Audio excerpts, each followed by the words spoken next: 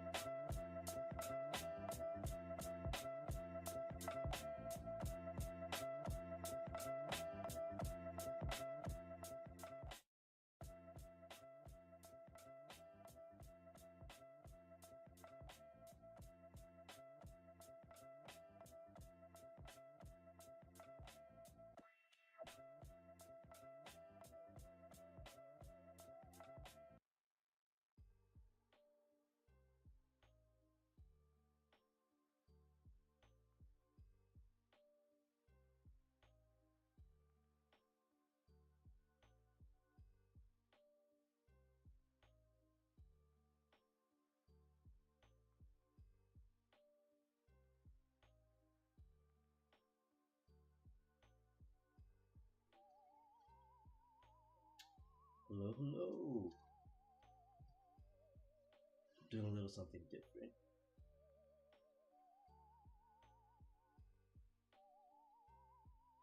Usually I play games, but some people said they would like to hear some stories.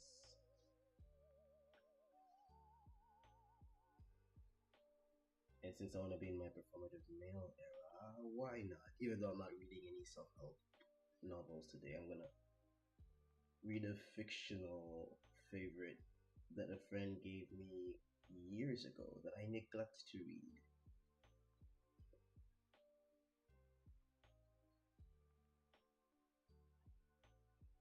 So we'll be reading Scary Stories to Tell in the Dark by Alvin Schwartz. I've seen the movie, it's pretty good. So if you're into that kind of thing, relax, sit down, drink your matcha. I have my matcha tea here because I need to be in my complete performative male situation. The only thing is like you can't see me and I'm not really outside, so I'm not really doing performative male stuff in the public eye. But you know what? I'm doing my best. Yeah.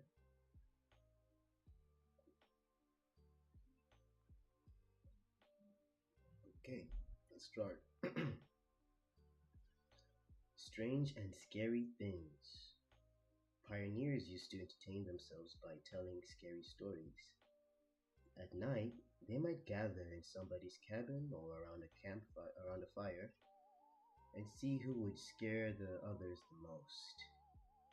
Some girls and boys in my town do the same thing today. They might they get together at somebody's house and they turn out the lights and eat popcorn and scare one another half to death. Telling scary stories is something people have done for thousands of years. For most of us, like for most of us, like being scared in that way. Since there isn't any danger, we think it's fun.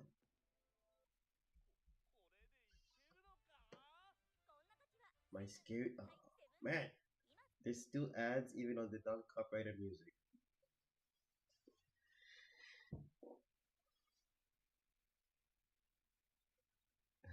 What do I do? Well, we'll keep at it. There are a great many scary stories to tell. There are ghost stories. There are tales of witches and devils, boogeymen, zombies, and vampires.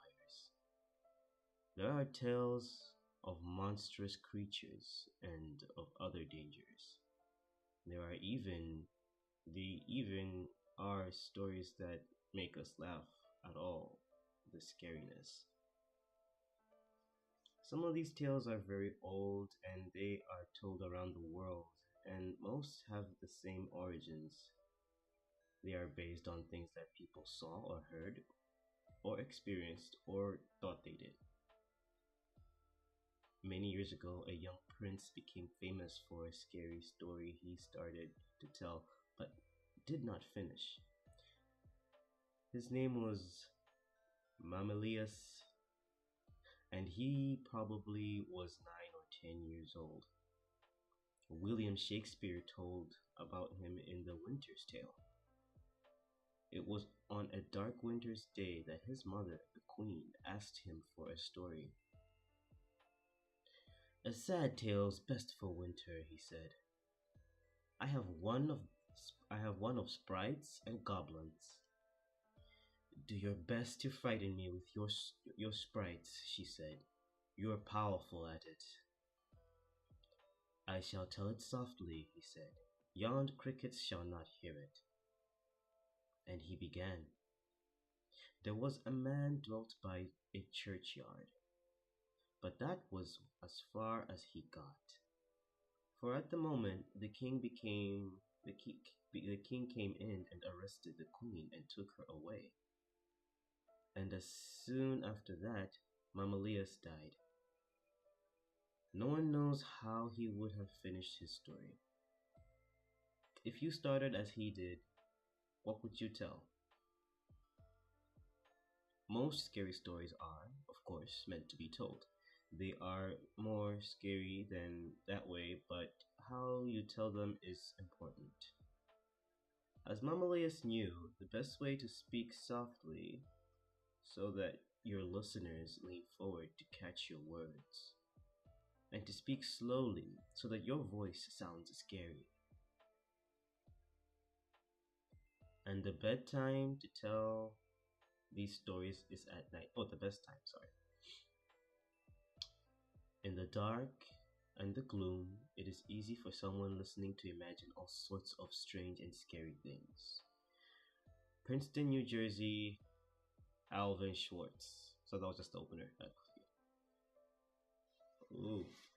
Our first story is Ah! That's the title, in case you were confused by what I just did. This chapter is filled with jump scares. you can use to make your friends jump with fright.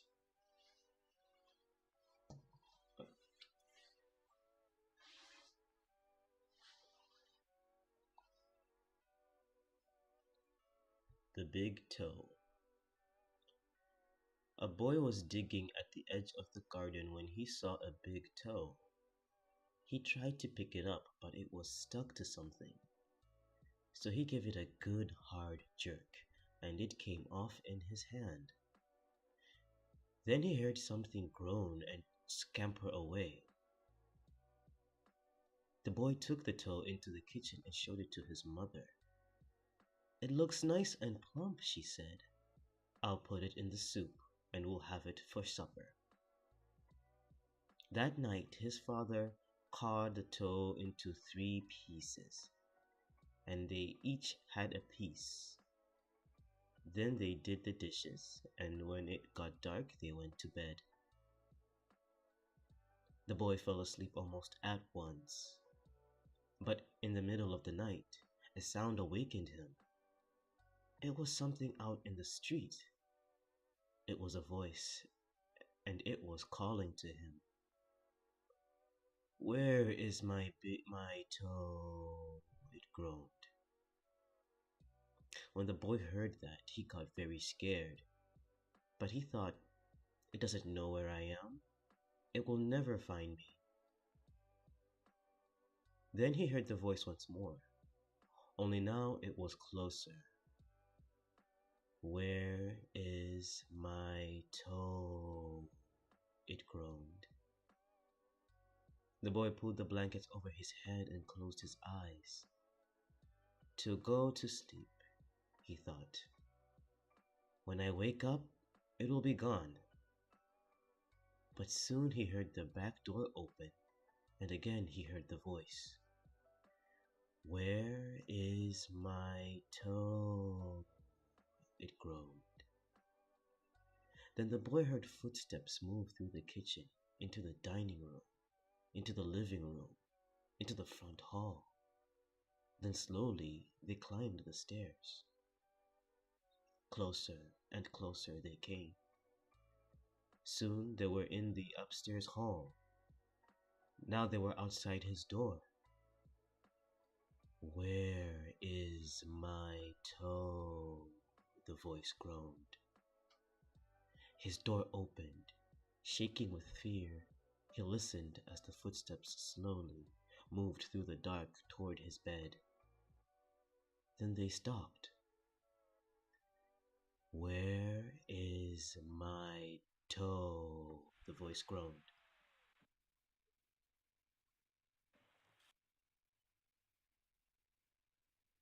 Ad break. Perfect timing, actually. Okay, bye.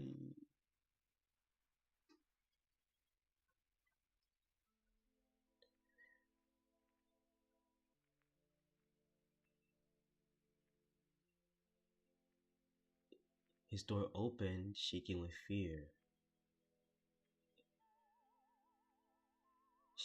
He listened as the footsteps slowly moved through the dark toward his bed. Then they stopped. "Where is my toe?" the voice groaned. At this point, pause. Then jump at the person next to you and shout, "You've got it!" Oh, so that was just a stage direction. The big toe was also has another ending. Okay, here's the alternative ending. When the boy hears the voice calling its toe, he finds a strange looking creature outside the chimney. The boy is so frightened he can't move. He just stands there and stares at it. Finally he asks, "Wha- What you got what you got such big eyes for?" The creature answers, "To look you through and through." "Wha- What you got such big claws for?" "To scratch up your grave." What you got such big mouth for?" to swallow you whole. Whoa. What you got such sharp teeth for? To chomp your bones. Okay. Our next story. The Walk. My uncle was walking down a lonely dirt road one day. He came upon a man who, who also was walking down the road.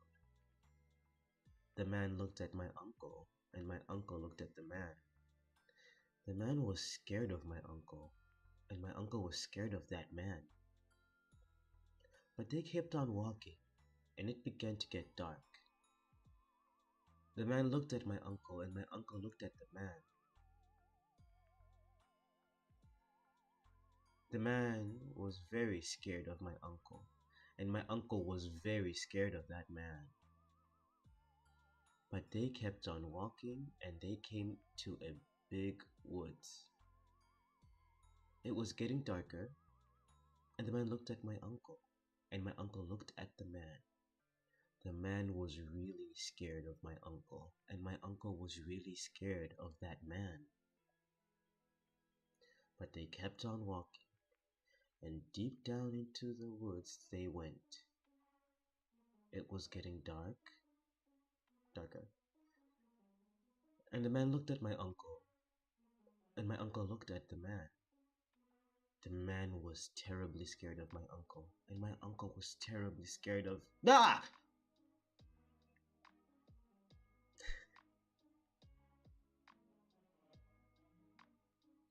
New story. What do you come for?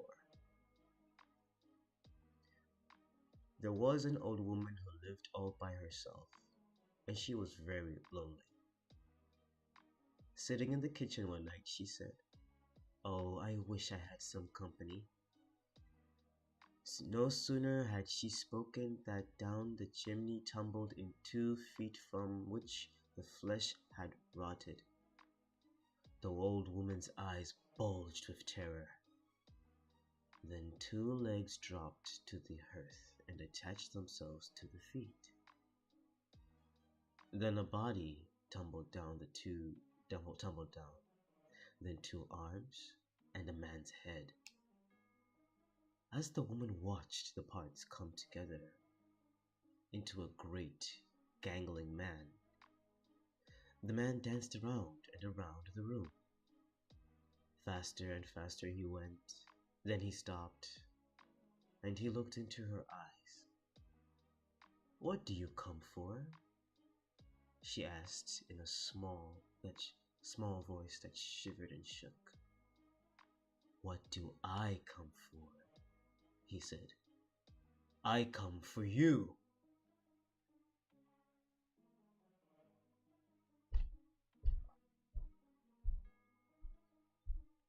The stage director says I should stomp my foot, but I'm not gonna do that because of my neighbors. The imagery is gross. I like it. Our new story, Mitai Doti Walker. Mitai Doti Walker. This was a lot longer than the ones you just read. Comfy? You got your matcha? I got mine. My matcha tea. Let us start. There was a haunted house where every night a bloody head fell down the chimney. At least that's what people said, so nobody would stay there overnight. Then a rich man offered $200 to whoever would do it.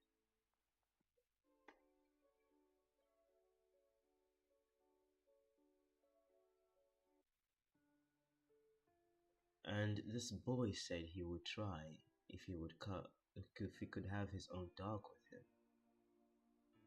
So it was all settled. The very next night, the boy went to the house with his dog to make it more cheerful. He started a fire in the fireplace, Then he sat in the front of the fire and waited, and his dog waited with him. For a while, nothing happened. But a little after midnight, he heard someone singing softly and sadly off in the woods. The singing sounded like something like this. Me tied O.T. Walker. It's just somebody singing, the boy told himself. But he was frightened. Then his dog answered the song. Softly and sadly it sang, Lynchy kitchy coly moly dingo dingo. The boy could not believe his ears. His dog had never uttered a word before. Then a few minutes later, he heard the singing again. Now it was closer and louder, but the words were the same. Me tie doti walker. This time the boy tried to stop his dog from answering. He was afraid that whoever was singing would hear it and come after them.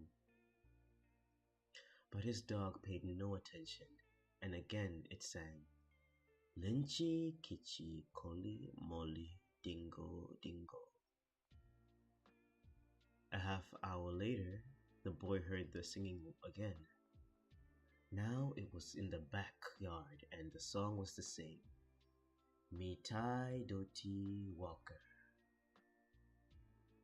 Again the boy tried to keep his dog quiet, but the dog sang out louder than ever. Lynchy kinchy, colly molly, dingo dingo. Soon the boy heard the singing again. Now it was coming down the chimney. Me tie doti walker. The dog sang right back. Lynchy kinchy colly molly dingo dingo. Suddenly a bloody head fell out the chimney. It missed the fire and landed right next to the dog. The dog took one look and fell over dead from fright. The head turned and stared at the boy. Slowly it opened its mouth and turned. Ah! Stage directions, the way I have to scream in front of my friend who's not here.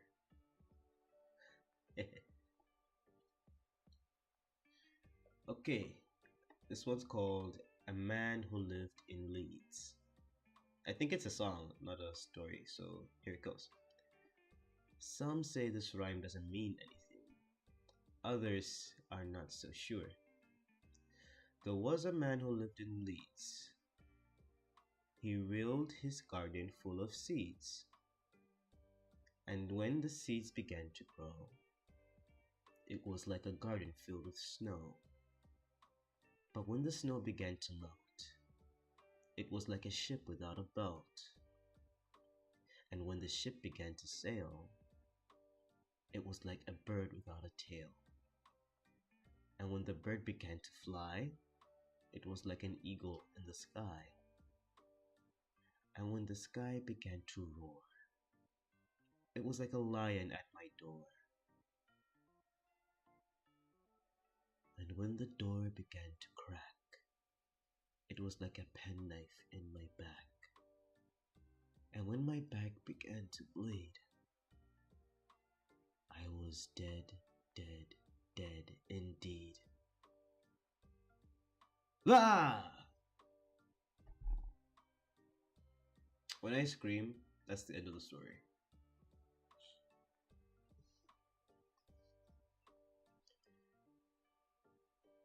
Next, this is a rhyme. This one is a song.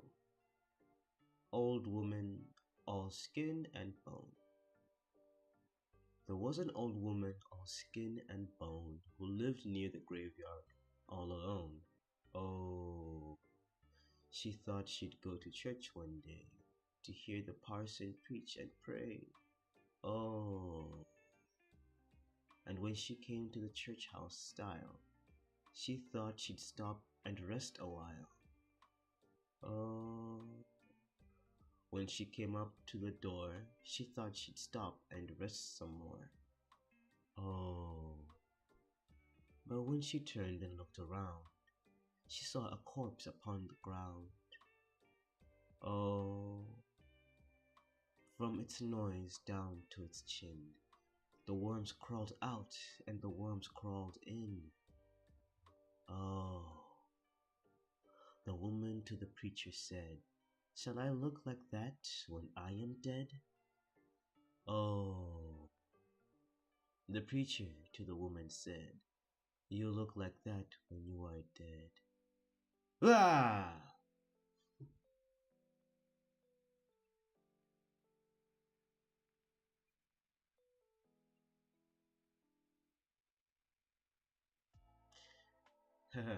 Okay, next. Okay, this is a small one. He heard footsteps coming up the cellar stairs. Oh, this is the next chapter. I'm sorry. There are ghosts in this chapter. One comes back as a real person, another takes revenge on her murderer, and there are stranger things happening. Alright, one moment as we gear up for the next chapter.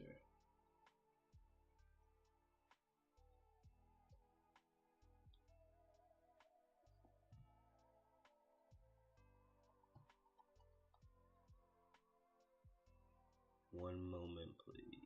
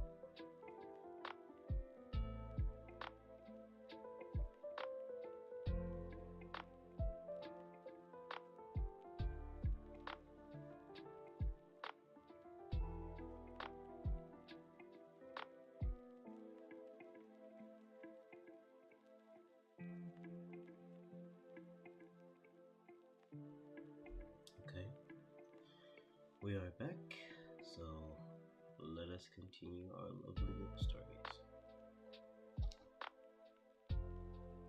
Our new story is called The Thing.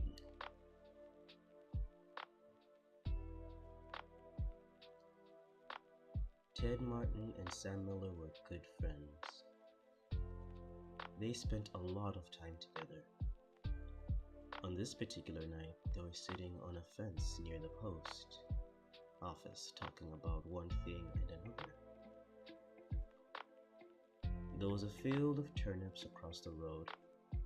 Suddenly they saw something crawl out of the field and stand up.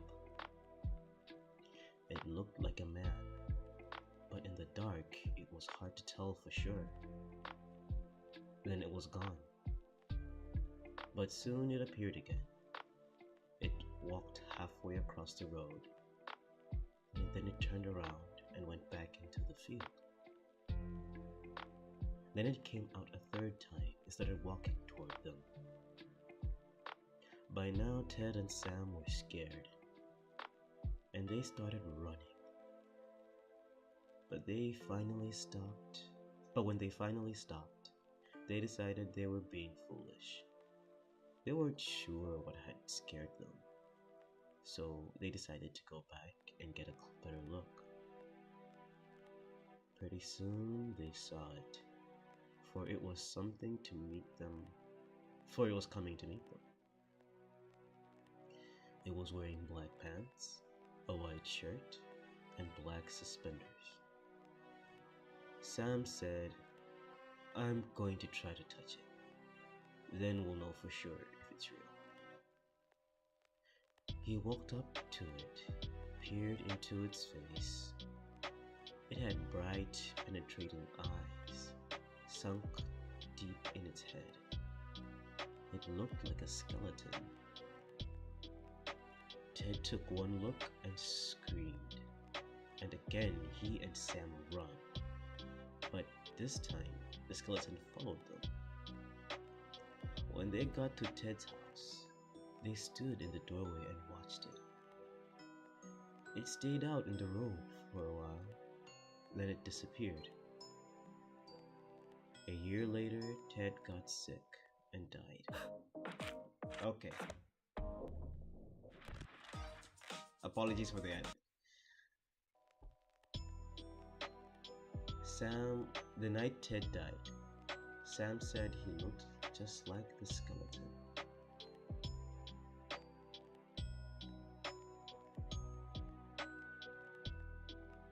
Our new story,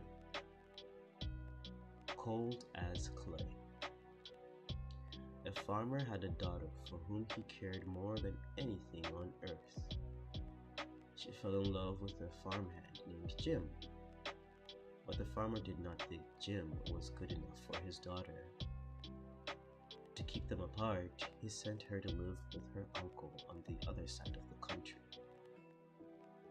Soon after she left, Jim got sick, and he wasted away and died. Everyone said he died of a broken heart. The farmer felt so guilty about Jim's death, he could not tell his daughter what had happened. She continued to think about Jim and the life they might have had together. One night, many weeks later, there was a knock on her uncle's door. When the girl opened the door, Jim was standing there.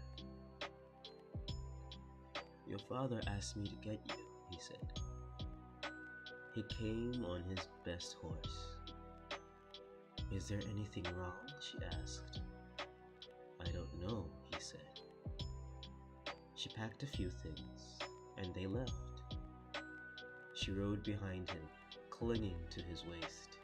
Soon he complained of a headache. "It aches something terrible," he said to her. She put her hand on his forehead. "Why are you as cold as clam?" she said. "I hope you are not ill," and she wrapped her handkerchief around his head. They traveled so swiftly that in a few hours they reached the farm. They quickly dismounted and knocked on tie door. Her father was startled to see her. "Didn't you send for men?" she asked. Wait, it says sent for men. Does it mean sent for me? No, I didn't, he said. She turned to Jim, but he was gone, and so was the horse. They went to the stable to look for them. The horse was there. It was covered in civic sweat and trembling with fear. But there was no sign of Jim. Terrified, her father told her the truth about Jim's death. Then, quickly, he sent to see Jim's parents. He went to see Jim's parents. They decided to open his grave. The corpse was in its cool, but around its head, they found the girl's handkerchief.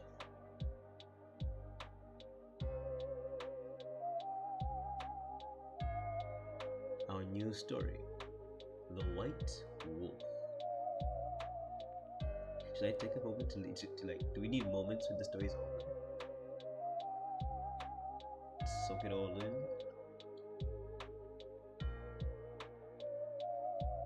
Nah, it'll be fine. Onwards, okay. The White Wolf. The timber wolves around French Creek had gotten out of hand. There were so many wolves, the farmers could not stop them from killing their cattle and sheep. So the state put a bounty on them. It would pay a hunter $10 for every wolf pelt he returned in. A butcher in town named Bill Williams thought that was pretty good money. He stopped working as a butcher and started killing wolves. He was good at it. Every year he killed over 500 of them. That came to more than, $7,000? It was quite a bit of money in those days.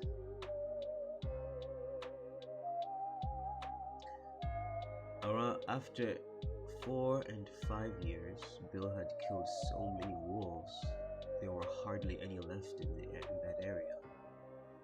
So he retired, and he vowed never to harm another wolf because wolves had made him rich.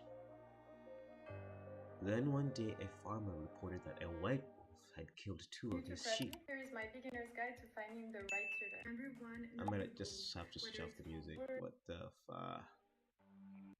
Where are the non-ad musics? Never mind.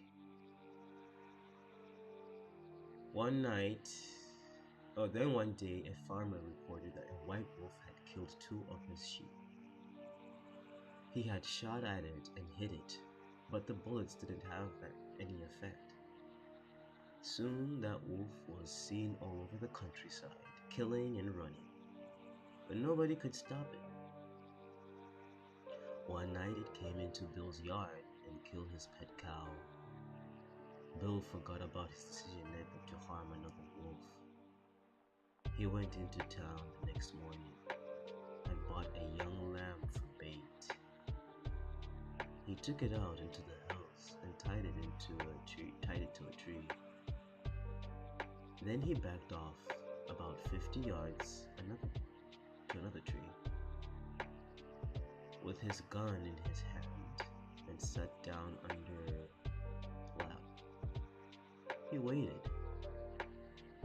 When Bill didn't come back, his friends started looking for him. Finally, they found the lamb. It was still tied to a tree. It was hungry, but it was alive. Then they found Bill. He was still sitting against the other tree, but he was dead. His throat had been torn open. There was no sign of a struggle.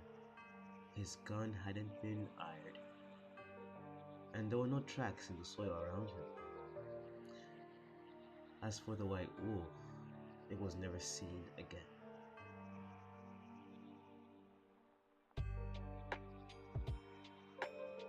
The end. If if it wasn't obvious. Okay. New story. The haunted house. One time a preacher went to see if he could put a haunt to rest at a house in his settlement. The house had been haunted for about 10 years. Several people had tried to stay there all night, but they always would get scared out by the haunt. So this preacher took his Bible and went to the house, went on in, built himself a good fire, and lit a lamp.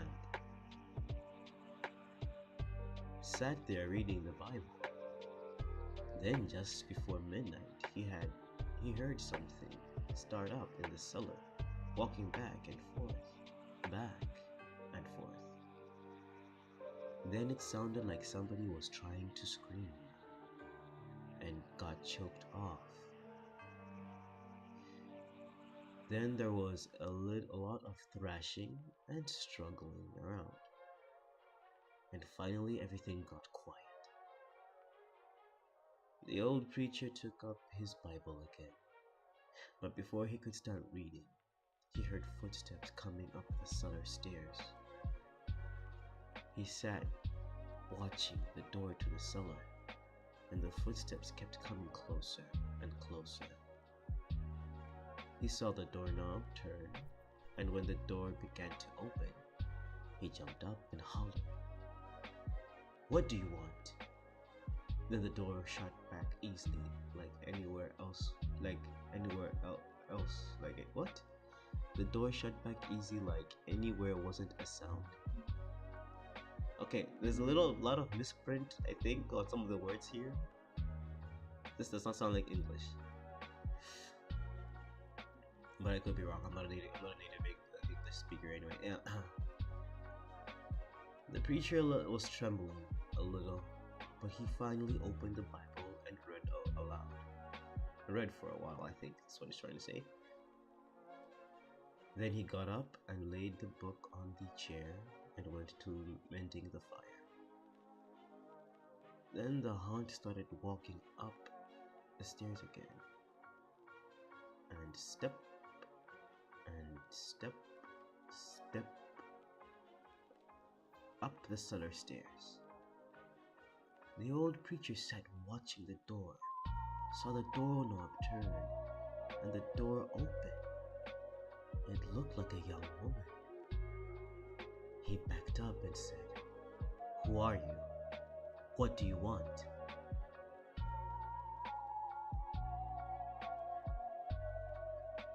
The haunt sort of swayed like she didn't know what to do, then she just faded out.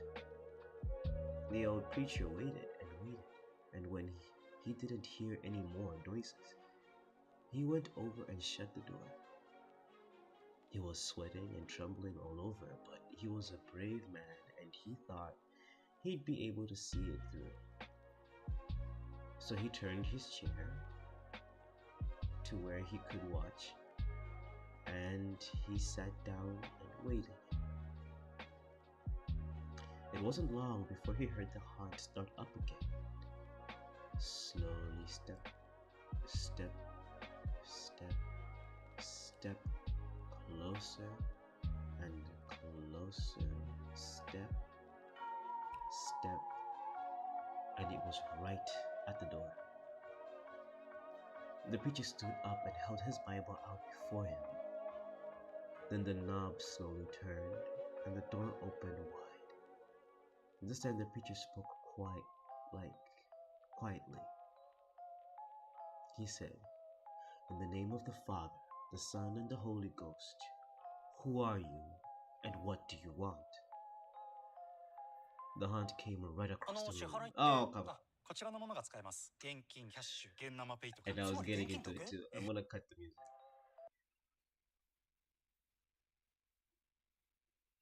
Too many ads. Right. Where were we? Who are you and what do you want? The haunt came right across the room, straight to him, and took hold of his coat. It was a young woman about 20 years old. Her hair was torn and tangled, and the flesh was dropping off her face, so he could see the bone and part of her teeth. She had no eyeballs, but there was a sort of blue light way back in her eye sockets, and she had no nose to her face. Then she started talking. It sounded like her voice was corning and going with the wind blowing it. She told her she told about how her lover had killed her for her money and buried her in the cellar. She said if the preacher would dig up her bones and bury her properly, she could rest. Then she told him to take the end joint of the little finger from her left hand and lay it in with the collection plate at the next church meeting, and he'd find out who had murdered her. And she said, if you come back here once more after that, you'll hear my voice at midnight, and I'll tell you where my money is hid, and you can give it to the church. The aunt sobbed like she was tired, and she sank down toward the floor and was gone. The preacher found her bones and buried them in the graveyard. The next Sunday, the preacher put the finger bone in the collection plate, and when a certain man happened to touch it, it stuck to his hand. The man jumped up and rubbed and scraped and tore at the bone, trying to get it off. Then he went to screaming, like he was going crazy. Well, he confessed to the murder, and they took him on to jail.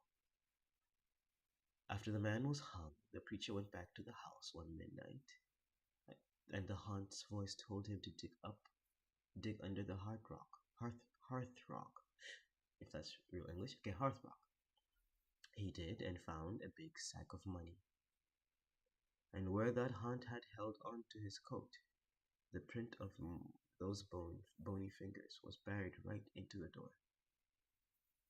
It never did come out.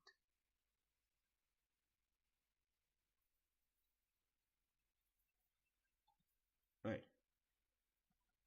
I'm gonna find better non-copyright spooky music as we go on to the next story. Hold on just a moment, please. Grab your teas. Take a sip. Get cozy. I'll be back.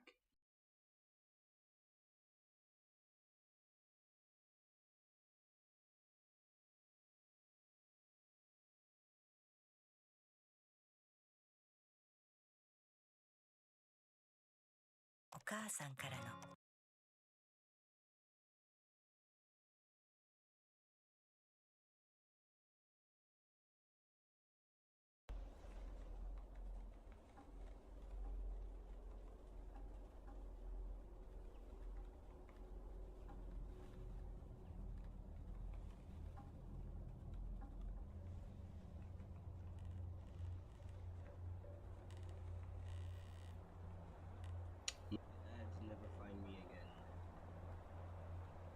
'May the ads never find me again.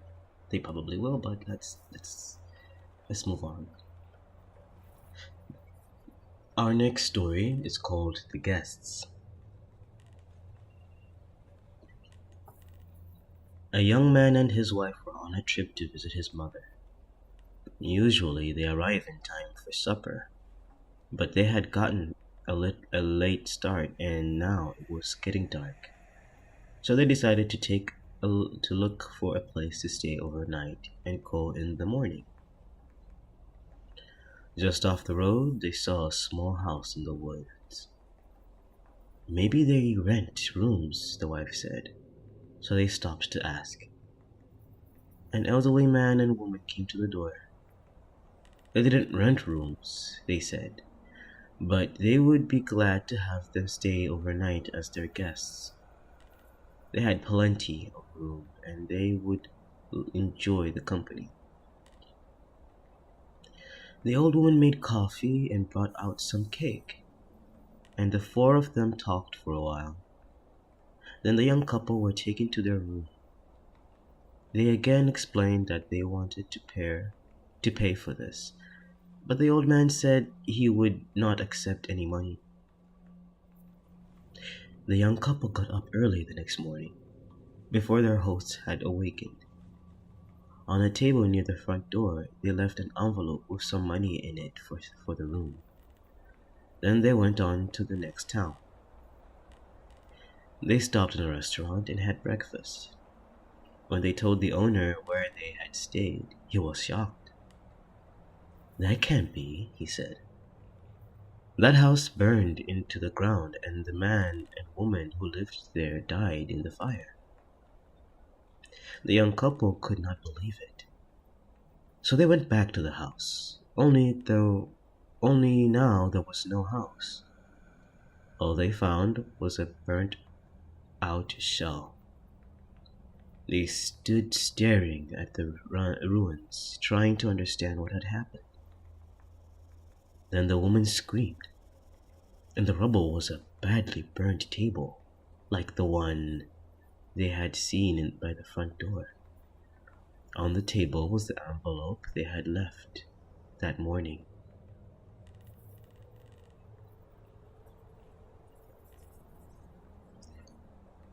What you say?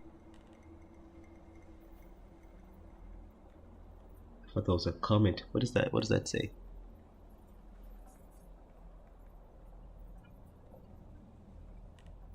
I can't read it. But yeah, I hope you enjoyed the stories. Alright, next story. Okay, next chapter actually. I think. They eat your eyes, they eat your nose. There are scary stories about all kinds of things.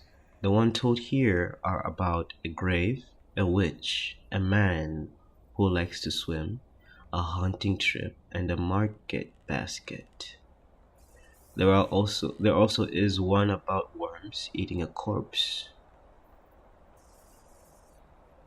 Okay, here we go. Oh, this is a song first. Okay, singing song time. The hearse song. Do you ever laugh at the hearse goes by? For may be the next to die. For you may be the next to die. They wrap you up in a big white sheet, from head down to your feet. They put you in a big black box, and cover you up with dirt and rocks. All goes well for about a week, then your coffin begins to leak. The worms crawl in, the worms crawl out. The worms play pinochle on your snout. They eat your eyes, they eat your nose, they eat the jelly between your toes. A big green worm with rolling eyes crawls in your stomach and out your eyes.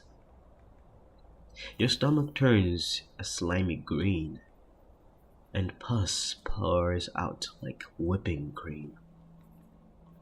You spread it on a slice of bread, and that's when you eat what you are when you are dead.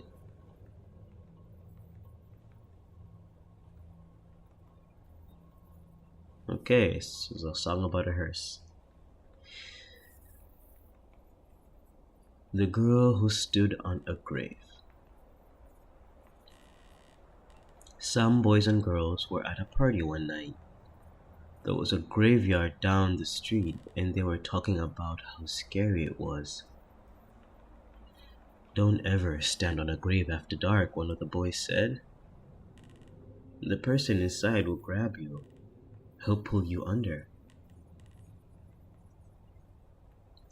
"That's not true," one of the girls said. "It's just a superstition." "I'll give you $1 if you stand on a grave," said the boy. "A grave doesn't scare me," said the girl. "I'll do it right now." The boy handed her his knife. "Stick this knife in one of the graves," he said. Then we'll know where you were. The graveyard was filled with shadows, and it was quiet as death. There is nothing to be scared of, the girl told herself. But she was scared anyway. She picked out a grave and stood on it. Then quickly she bent over and plunged the knife into the soil. And she started to leave. But she couldn't get away. Something was holding her back. She tried a second time to leave, but she couldn't move. She was filled with terror. Something has got me, she screamed, and she fell to the ground. When she didn't come back, the others went to look for her. They found her body sprawled across the grave. Without realizing it, she had plunged the knife through her skirt and pinned it to the ground. It was only the knife that had held her. She had died afraid. Okay, I was not expecting that. I like that one. That one's my favorite.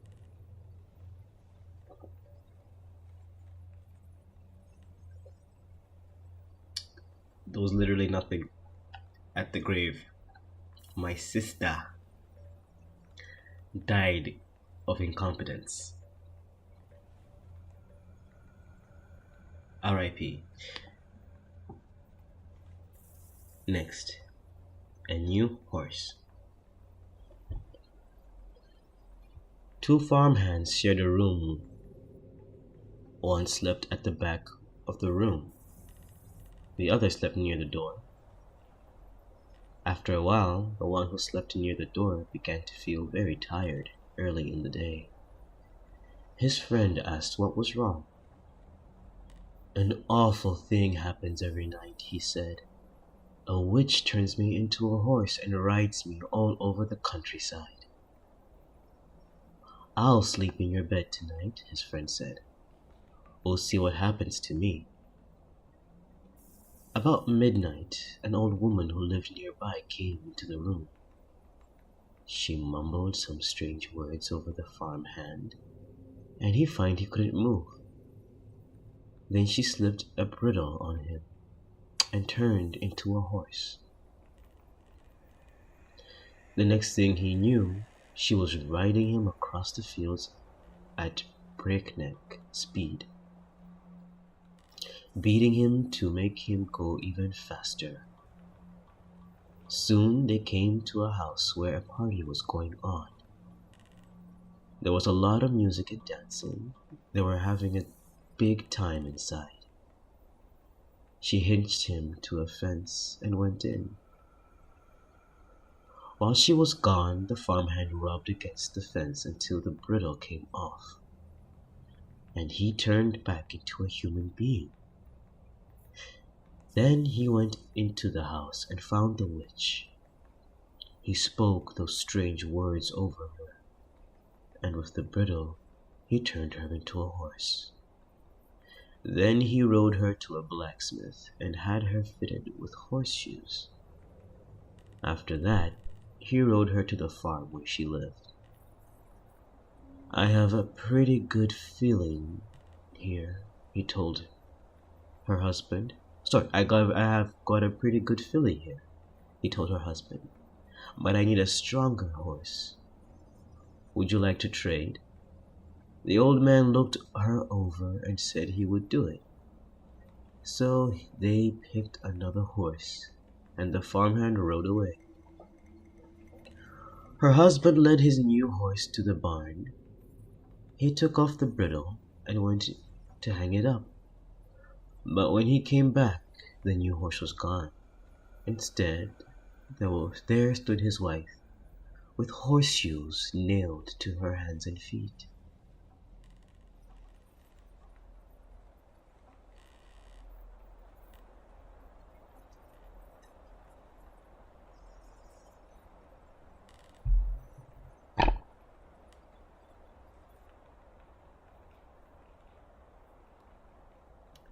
Okay. think there was something with my mic. Okay, now we've got the mic situation fixed. Sorry. Apologies. Hope that's better. Wouldn't be my stream if something wasn't going wrong. Okay, next. Alligators. A young woman was in town, married a man. The woman would stay home all by herself. After a while, she began to act in a strange way. At least, that is what the neighbors said. She told them that her husband was turning into an alligator and that he was trying to turn the boys into alligators. Everybody told her there was nothing wrong with a young man taking his sons swimming. That was a natural thing to do. And when it came to alligators, there just weren't any nearby. Everybody knew that. Early one morning, the young woman came running into the town from the direction of the river. She was soaking wet. She said a big alligator and two little alligators had pulled her in and had tried to get her to eat a raw fish. They were her husband and her son, she said, and they wanted her to live with them, but she had gotten away. Her doctor decided that she had lost her mind. He had her put in the hospital for a while. After that, nobody saw her husband and boys again. They just disappeared. But now and then, a fisherman would tell about seeing alligators in the river at night. Usually it was one big alligator and two small ones, but people said they were just making it up. Everybody knows there aren't any alligators around here.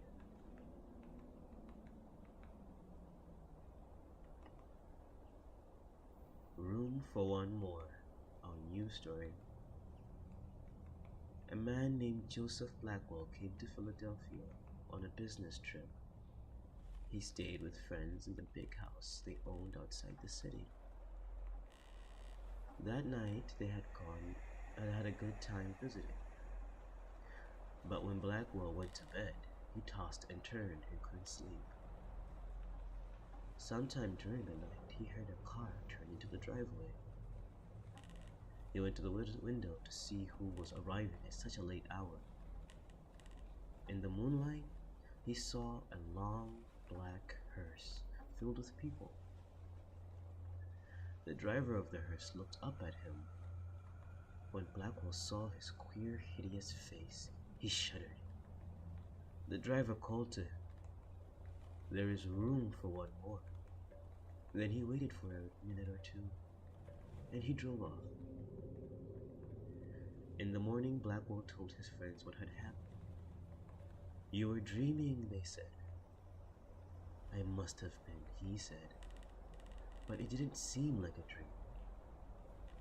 After breakfast, he went into Philadelphia. He spent the day high above the city in one of the new office buildings there. Late in the afternoon, he was waiting for an elevator to take him back down to the street. But when it arrived, it was very crowded. One of the passengers looked out and called to him. "There is room for one more," he said. It was the driver of the hearse. "No thanks," said Blackwell. "I'll get the next one." The doors closed and the elevator started down. There was shrieking and screaming, then the sound of a crash. The elevator had fallen to the bottom of the shaft. Everyone aboard was killed.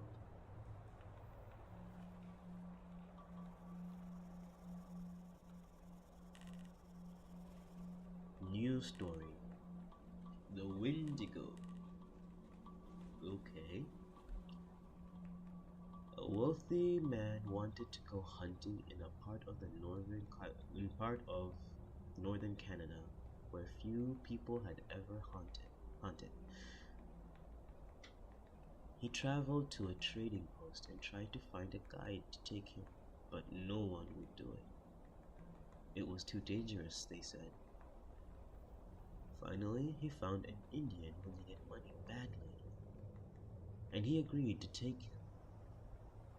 The Indian's name was Defago. They made camp in the snow near a large frozen lake. For 3 days they hunted, but they had nothing to show for it. The third night a windstorm came up.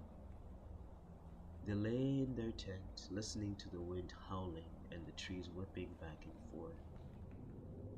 To see the storm better, the hunter opened the tent flap. What he saw startled him. There was a breath of air stirring, and the trees were standing perfectly still. Yet he could hear the wind howling. And the more he listened, the more it sounded as if it were calling Defago's name. Dafago,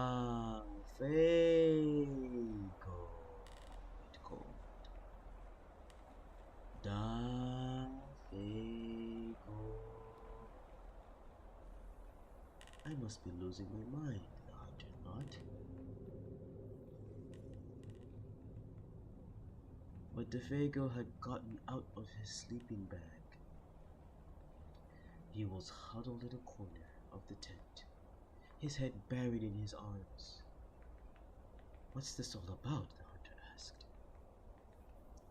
It's nothing, Defago said. But the wind continued to call to him, and Defago became more tense and more restless. Defago, it called. Defago. Suddenly, he jumped to his feet, and he began to run from the tent. But the hunter grabbed him and wrestled him to the ground. You can't leave me out here, the hunter shouted. Then the wind called again, and Defago broke loose and ran into the darkness. The hunter could hear him screaming as he went. Again and again he cried, "Oh, my fiery feet, my burning feet of fire." Then his voice faded away, and the wind died down. At daybreak, the hunter followed Defago's tracks in the snow. They went through the woods, down toward the lake, then out onto the ice. But soon he noticed something strange. The steps Defago had taken got longer and longer. There were so many, no human being could have taken them. It was as if something had helped him to hurry away. The hunter followed the tracks out to the middle of the lake, but there they disappeared. At first he thought that Defago had fallen through the ice, but there wasn't any hole. Then he thought that something had pulled him off the ice into the sky, but that made no sense. As he stood wondering what had happened, the wind picked up again. Soon it was howling as it had the night before. Then he heard Defago's voice. It was coming from up above, and again he heard Defago screaming, "My fiery feet, my burning feet." But then there was nothing to be seen. Now the hunter wanted to leave that place as fast as he could. Rightfully so, I think. He went to the camp and packed. Then he left some food for Defago, and he started out. Weeks later, he reached civilization. Thank God. The following year, he went back to hunt in the area again. So now, why would you go do something stupid like that. He went to the same trading post to look for a guide. The people there could not explain what had happened to Defago that night, but they had not seen him since then. Maybe it was the Wendigo, one of them said, and he laughed. It's supposed to come with the wind. It drags you along at great speed until your feet are burned away, and more of you than that. Then it carries you into the sky, and it drops you. It's just a crazy story, but that's what some of the Indians say. A few days later, the hunter was at the trading post again. An Indian came in and sat by the fire. He had a blanket wrapped around him, and he wore his hat so that you couldn't see his face. The hunter thought there was something familiar about him. He walked over and asked, "Are you Defago?" The Indian didn't answer. "Do you know anything about him?" No answer. He began to wonder if something was wrong, if the man needed help, but he couldn't see his face. "Are you all right?" he asked. No answer. To get a look at him, he lifted the Indian's hat. Then he screamed. There was nothing under the hat but a pile of ashes.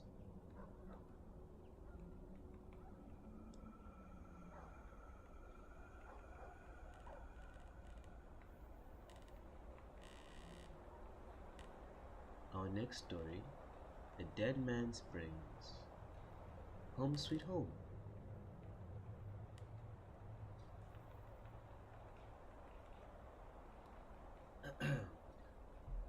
This story is a scary game that people play at Halloween, but it can be played whenever the spirit moves you. The players sit in a circle in a darkened room and listen to a storyteller describe the rotting remains of a corpse. Each part is passed around for them to feel. Well, in one version, a player is out if he or she screams or gasps with fright. In another version, everybody stays to their end, no matter how scared they get. Here is the story. Once in this town, there lived a man named Brown. It was years ago, on this night, that he was murdered out of spite. We have his remains. First, let's feel his brains. Now, here are his eyes, still frozen with surprise. Okay, so a wet squishy tomato for his brains. 2 peeled grapes for the eyes. This is his nose, a chicken bone. Here is his ear, a dried apricot. And here is his rotting flesh and bone. A cloth or rubber filled with mud or ice. Okay, I might actually try to play this one. But his hair still grows. A handful of corn silk or wet fur of yarn. And his heart still beats, now and then. A piece of raw liver. Okay, you've lost me. His blood still flows. Dip your fingers in it. It's nice and warm. A bowl of cuts. What's cuts up thinned with warm water. Okay. That's all there is, except for these worms. They are the ones that ate the rest of me.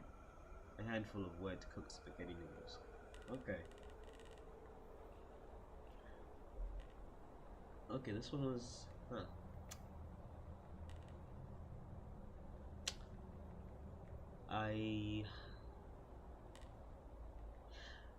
Okay, moving on. Alright, so Our next story. May I carry your basket?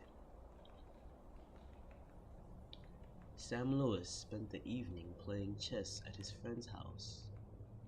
It was about midnight when they finished their game, and when he started home outside, it was icy and cold, as quiet as the grave. As he came around a turn in the woods, he was surprised to see a woman walking around ahead of him. She was carrying a basket covered with white cloth. When he caught up to her, he looked to see who it was.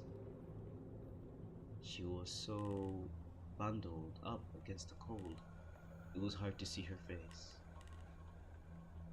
"Good evening," Sam said. "What brings you out so late?" But she didn't answer.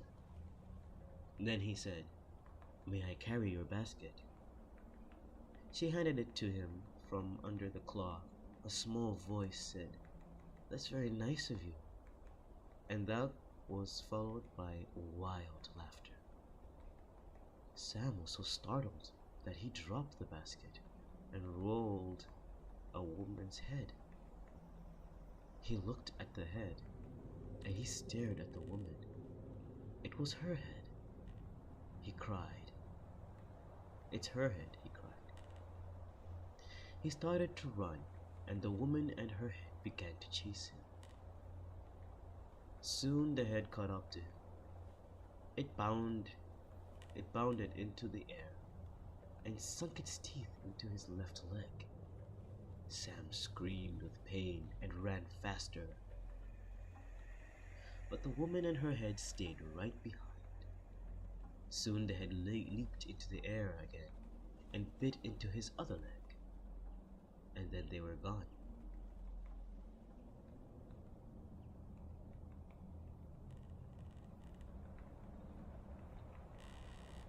New chapter. Other dangers. Most of the scary stories in this book have been passed down the years, but the ones in this chapter have only been told in recent times. They are stories that young people often tell about dangers we face in our lives today. Oh boy. What dangers are we facing? Let's find out, shall we see? Our first story is called The Hook.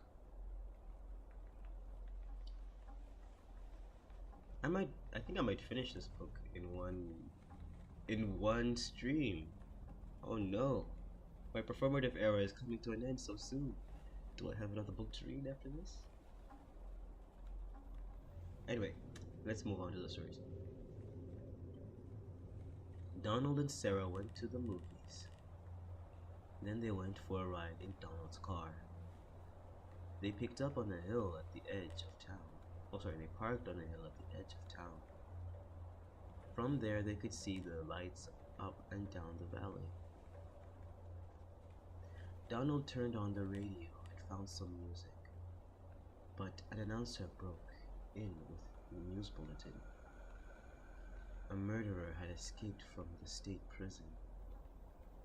He was armed with a knife and set it south on foot. His left hand was missing. In its place, he wore a hook. "Let's roll up the windows and lock the doors," Sarah said. Said Sarah? Okay.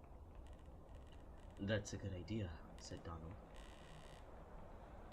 "That prison isn't too far away," said Sarah. "Maybe we really should go home." "But it's only 10 o'clock, said Donald. "I don't care what time it is," said Sarah. "I want to go home." "Look, Sarah," said Donald. "He's not going to climb all the way up here. Why would he do that?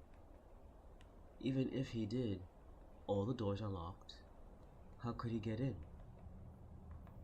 "Donald, he could take that hook and break through the window and open a door," she said. "I'm scared. I want to go home." Donald was annoyed. Girls always are afraid of something," he said. He started the car. Sarah said she heard someone or something scratching at her door. "Did you hear that?" she asked as they roared away. "It sounded like somebody was trying to get in." "Oh, sure," said Donald. Soon they got to her house. "Would you like to come in and have some cocoa?" she asked. "No," he said. "I've got to go home." He went to the other side of the car to let her out. Hanging at the door was a hook.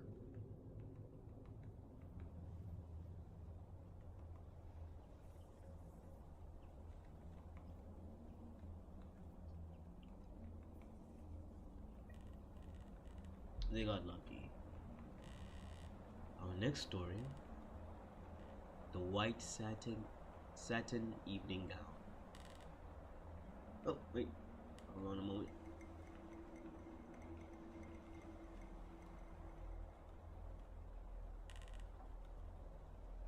Okay. The white satin evening gown.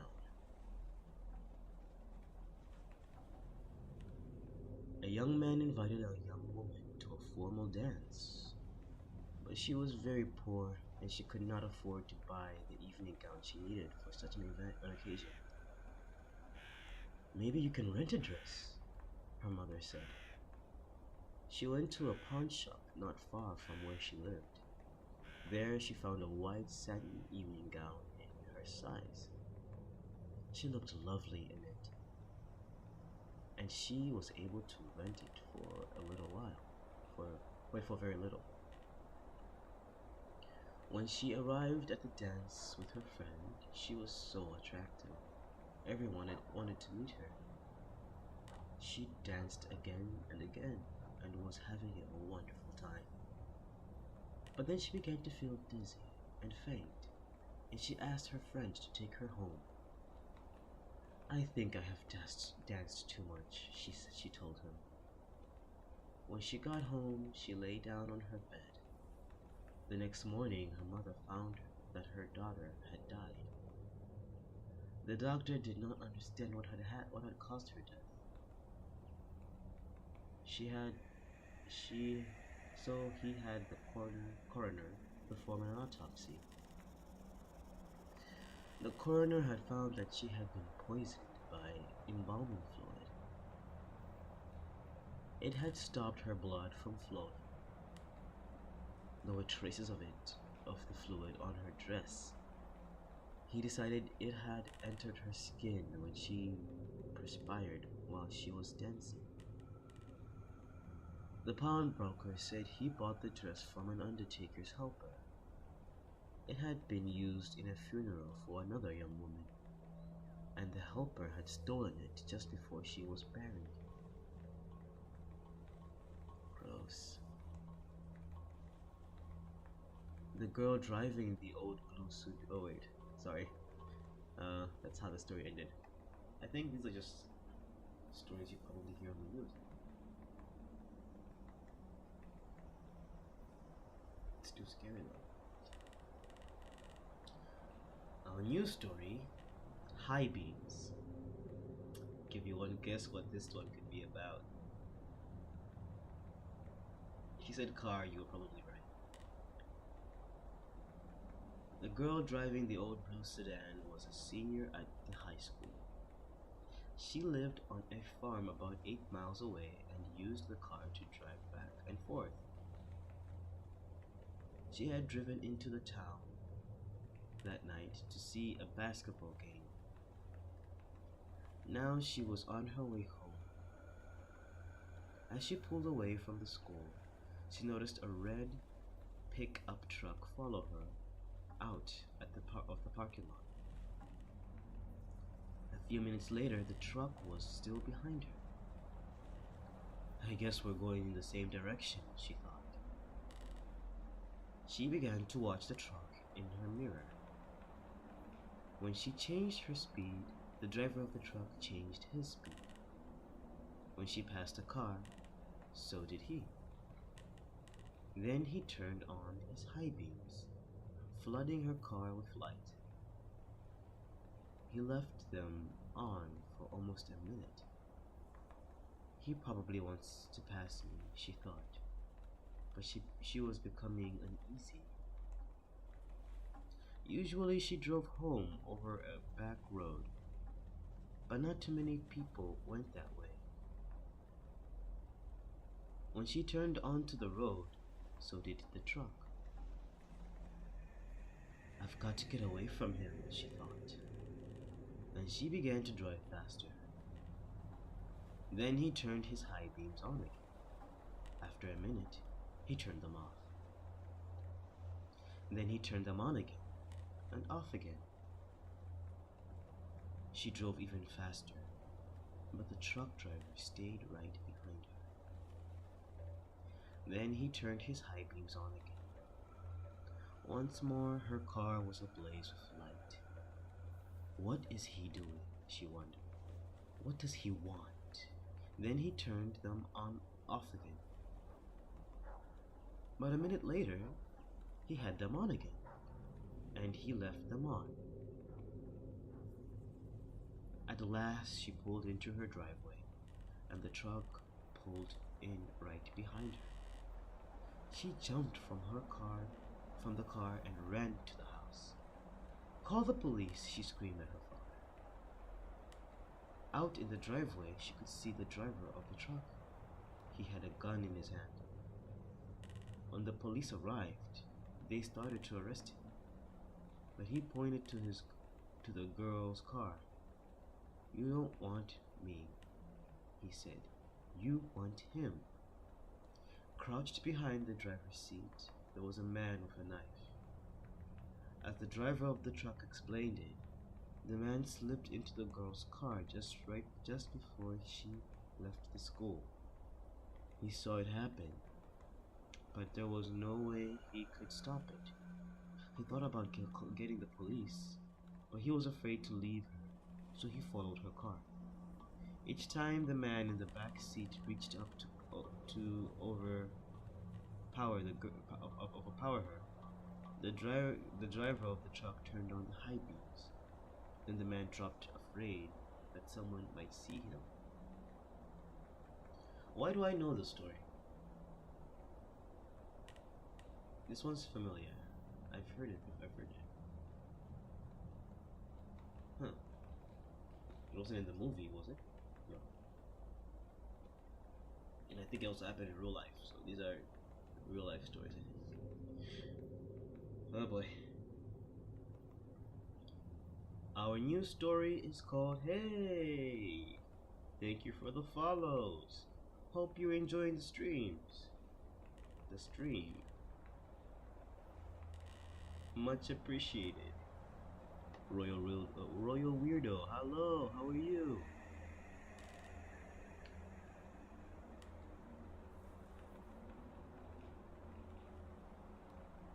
Enjoying the story so far?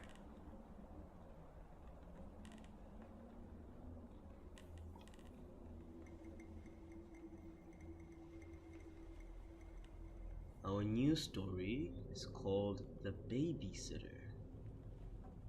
Oh, I'm good. I used to love these books. Oh, you're a fan. Well, I'm glad to provide some sort of a nostalgic throwback for you. I've had these books for a while actually, and I never read them. So now's my chance, right? You ready for the next one?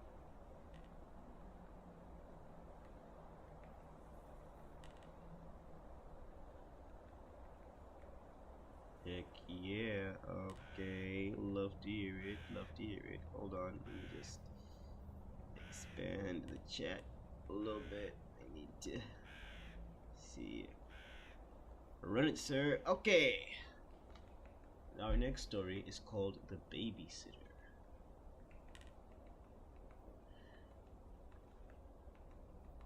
It was 9 o'clock in the evening.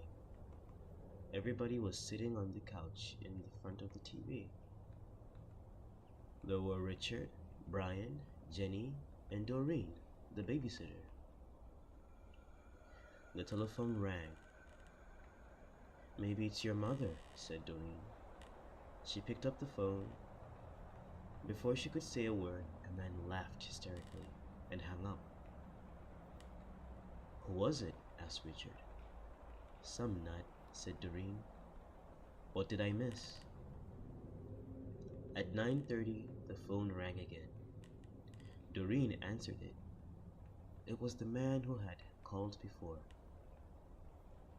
"I'll be there soon," he said, and he laughed and hung up.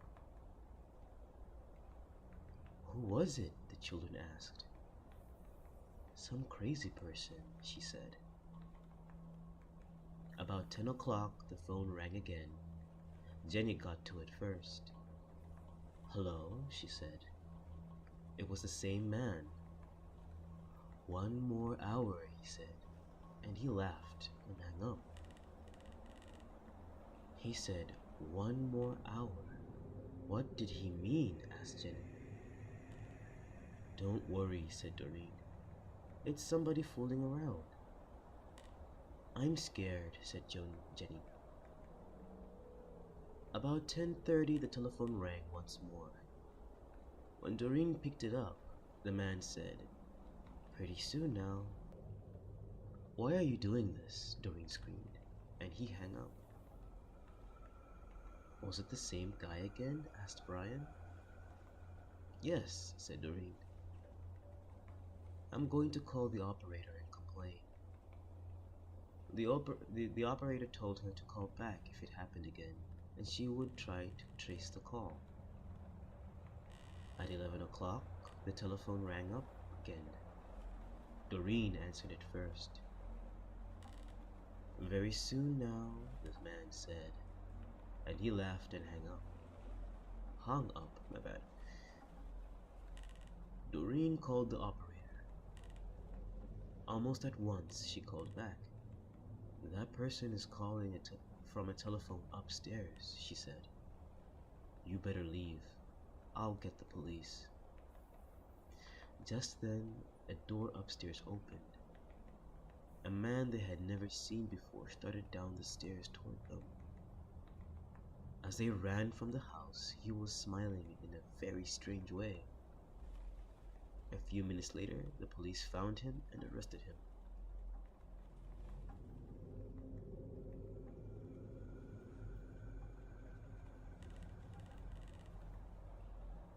Our next chapter... This chapter has the same title as the first chapter, but the stories in the first chapter are meant to scare you. The ones in this chapter are meant to make you laugh. Oh, so I guess we're changing tones a little bit. Okay. Let's see.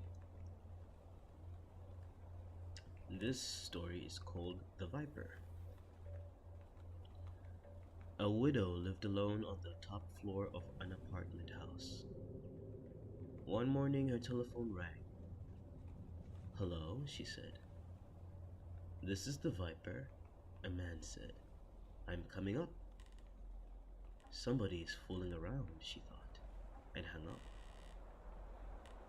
A half hour later, the telephone rang again. It was the same man. "It's the Viper," he said.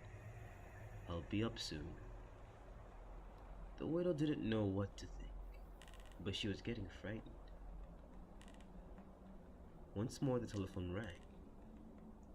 Again it was the Viper. "I'm coming up now," he said. She quickly called the police.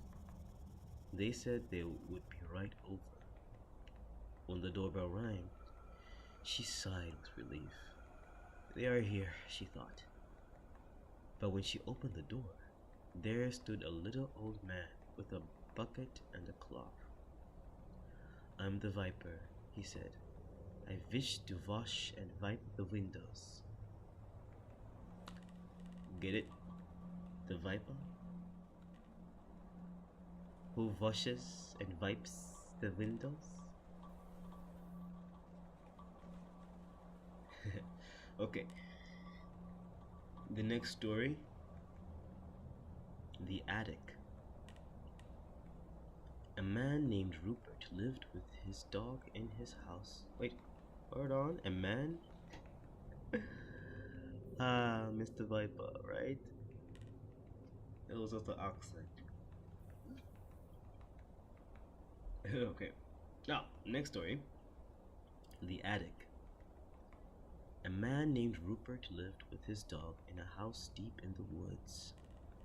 Rupert was a hunter and a trapper. The dog was a big German shepherd named Sam. Rupert had raised Sam from a pup. Almost every morning Rupert went hunting, and Sam stayed behind and guarded the house. One morning, as Rupert was checking his traps, he got the feeling that something was wrong at home. He hurried back as fast as he could, but when he got there, he found that Sam was missing. He searched the house and the woods nearby, but Sam was nowhere to be seen. He called and called, but the dog did not answer.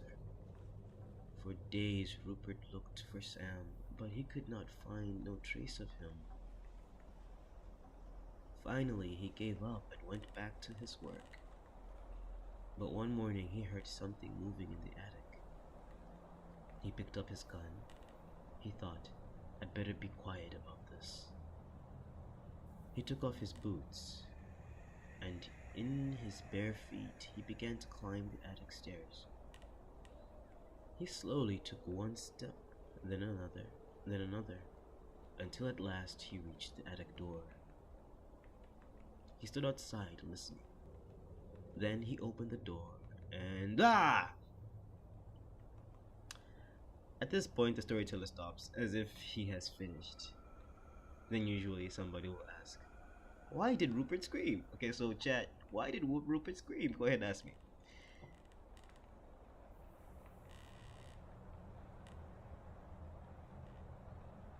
And I reply, what do I reply? You'd scream too if you stepped on a nail in your bare feet. You'd scream too if you stepped on a nail in your bare feet.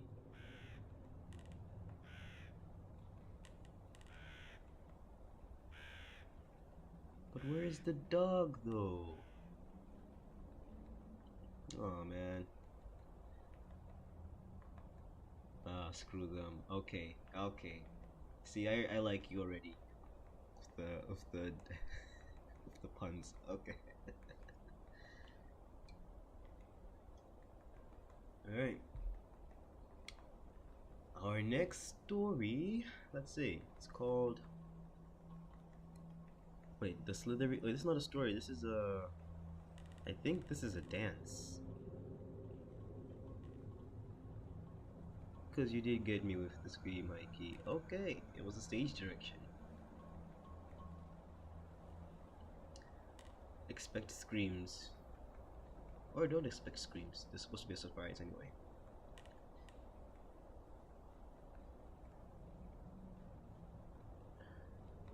Alright, so our next, I think this one's called, this one might be a dance. Let me see. The Slithering D.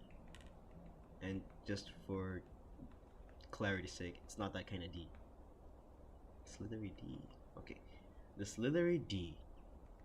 He came out of the sea. I'm sorry.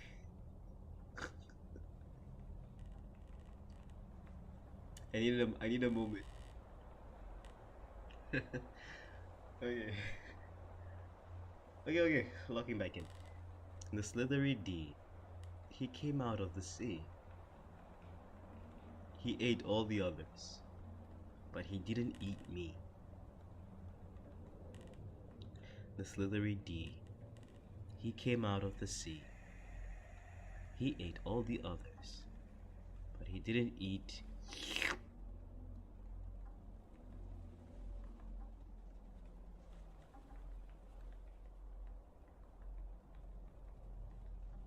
Okay.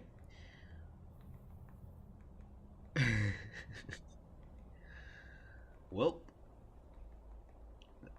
our next story, or wait, this is a story, yes. How the dead man danced. Oh, I wish I could show the images. Maybe next time. Our next story, Aaron Kelly's bones. Aaron Kelly was dead. They bought him a coffin and had a funeral and buried him. But that night he got out of his coffin and he came home. His family was sitting around the fire when he walked in. He sat down next to his widow and he said, "What's going on? You all act like somebody died. Who's dead?" His widow said, "You are." "I don't feel dead," he said. "I feel fine." "You don't look fine," his widow said. "You look dead. You'd better get back to the grave where you belong." "I'm not going to the grave until I feel dead," he said. Since Aaron wouldn't go back to his widow, wouldn't go back, his widow couldn't collect his life insurance. Without that, she couldn't pay for the coffin, and the undertaker said he would take it back. Aaron didn't care. He just sat by the fire, rocking in a chair and warming his hands and feet. But his joints were dry and his back was stiff, and every time he moved, he creaked and cracked. One night, the best fiddler in town came to court the widow. Since Aaron was dead, the fiddler wanted to marry her. The two of them sat on one side of the fire, and Aaron sat on the other side, creaking and cracking. "How long do we have to put up with the dead corpse?" the widow asked. "Something must be done," the fiddler said. "This isn't very jolly," Aaron said.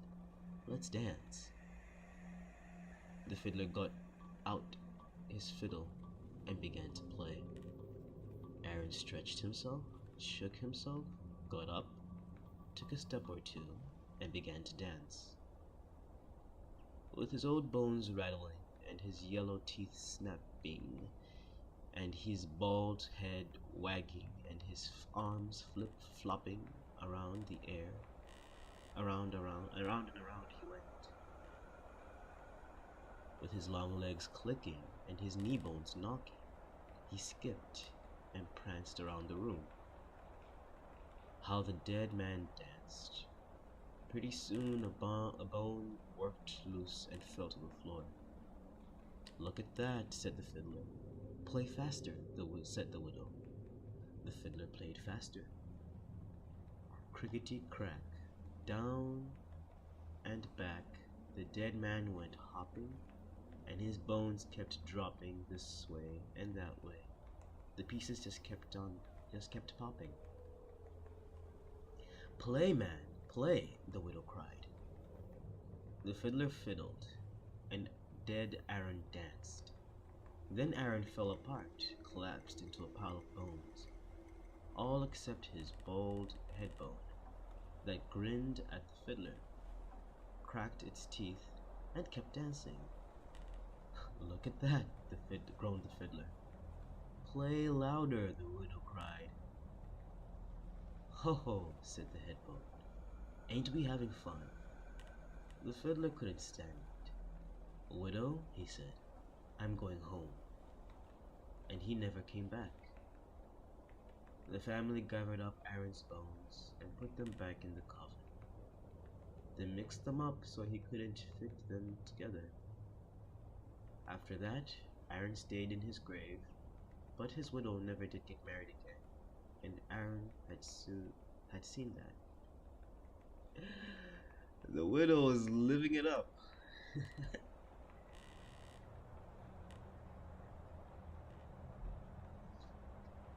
Play louder, man.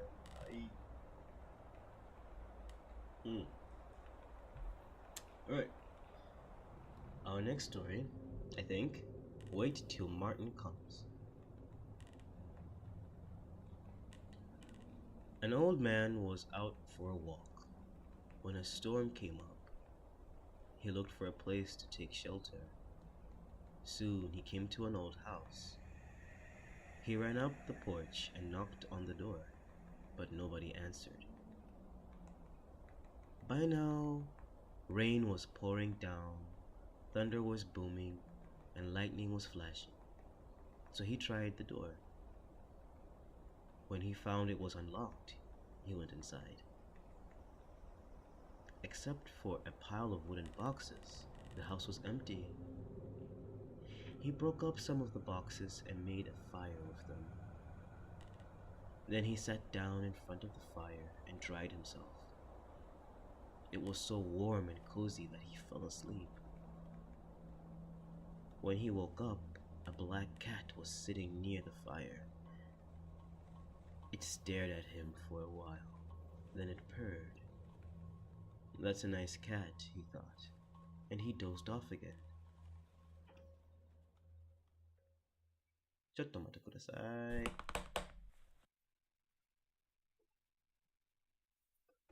Whoa. What's that? I just built a budgeting app in Base 44. Forgive Guys, the ads, my bad. Okay, there we go. Now where was I? He woke up. A black cat was sitting near the fire.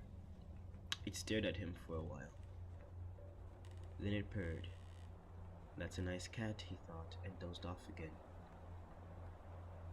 When he opened his eyes, there was a second cat in the room.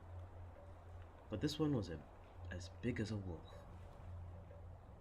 It looked at him very closely, and it asked, "Shall we do it now?" "No," said the other cat. "Let's wait till Martin comes." I must be dreaming, thought the old man. He closed his eyes again, then took another look. But now there was a third cat in the room, and this one was as big as a tiger. It looked the old man over and asked, "Shall we do it now?" "No," said the others. "Let's wait till Martin comes." The old man jumped out the window, and started running. "When Martin comes, you tell him I couldn't wait," he called.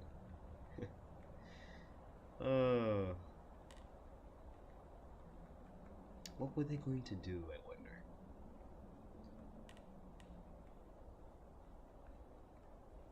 But that was the right response, honestly.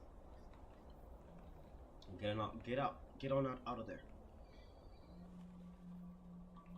So you were in the book and you didn't tell me. Oh yes, I'm as big as a tiger too. I'm sorry, but sometimes you just gotta tell like a little autobiographical story to the audience, you know? And I'm not proud of my past, but Martin made the rules at the time, so we just had to do what Martin said. But we had good intentions. We were just gonna like throw a party with the old guy, and he just like jumped on out the window like a crazy person. He had no chill. So that's on him. He missed out.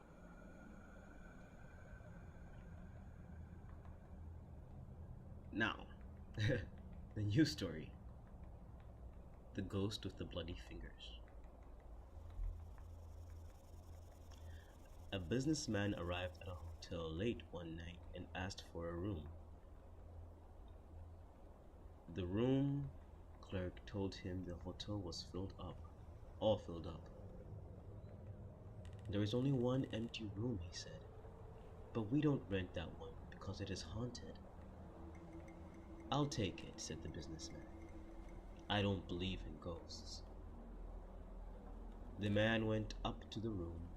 He unpacked his things and went to bed. As soon as he did, a ghost came out of the closet. Its fingers were bleeding, and it was moaning, "Bloody fingers, bloody fingers." When the man saw the ghost, he grabbed his things and ran. The next night, a woman arrived very late.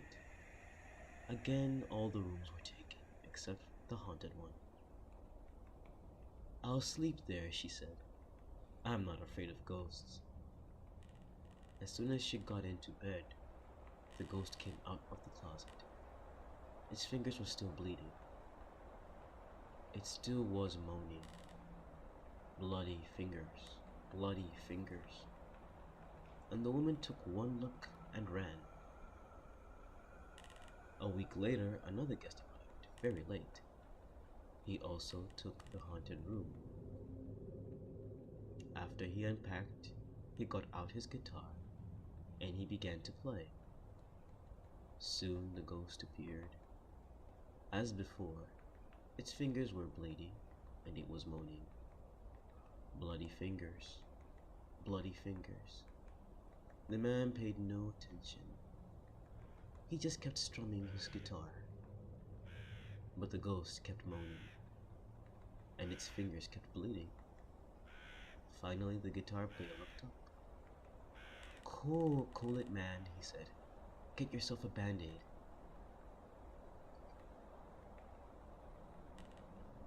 Like, respect to this man. Like, that's a good response. Like, if your fingers are bleeding, just go take care of that shit. Don't make it my problem.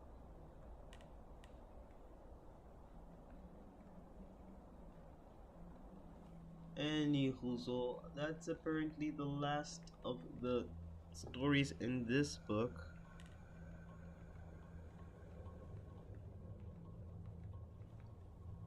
Now I am at a loss of what to do. I don't have any more.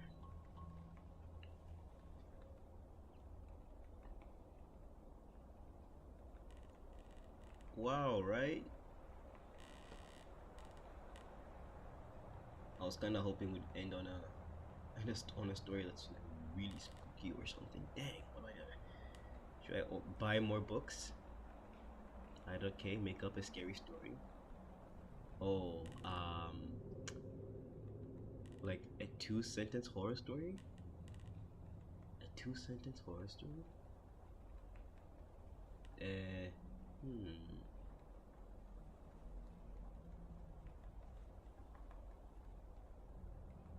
2-sentence horror story. Okay, I think I can do that. Let's see.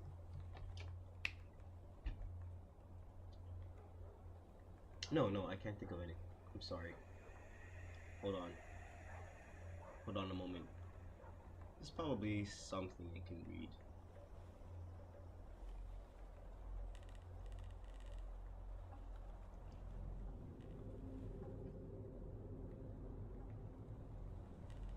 And okay, so I was trying. Okay.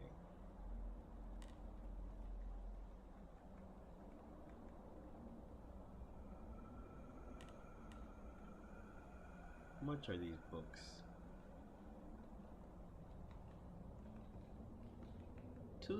yen. 2,000 yen. How much did my friend buy this?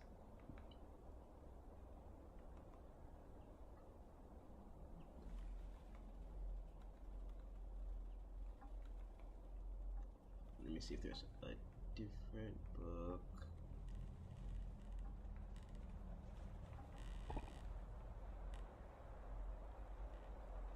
Maybe I can pay for this.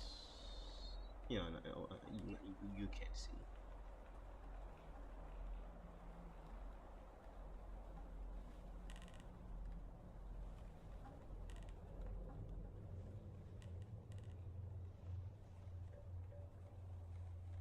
Okay, we have something here.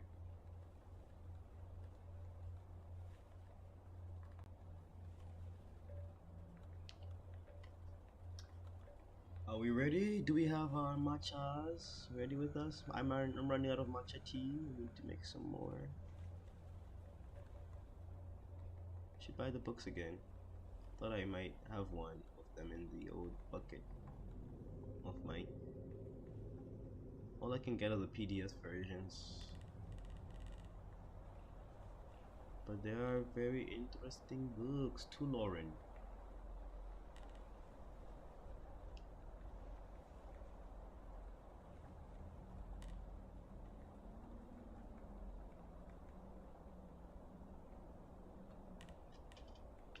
wondering. I'm also a little wondering if reading comic books online is that even allowed? Can I do that? I have a whole ass collection.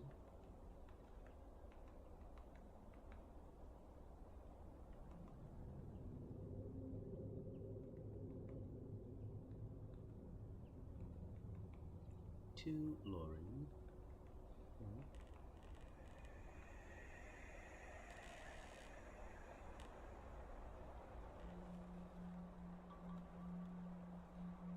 Okay, contents. Alright. Now we're reading more stories to tell alone in the dark.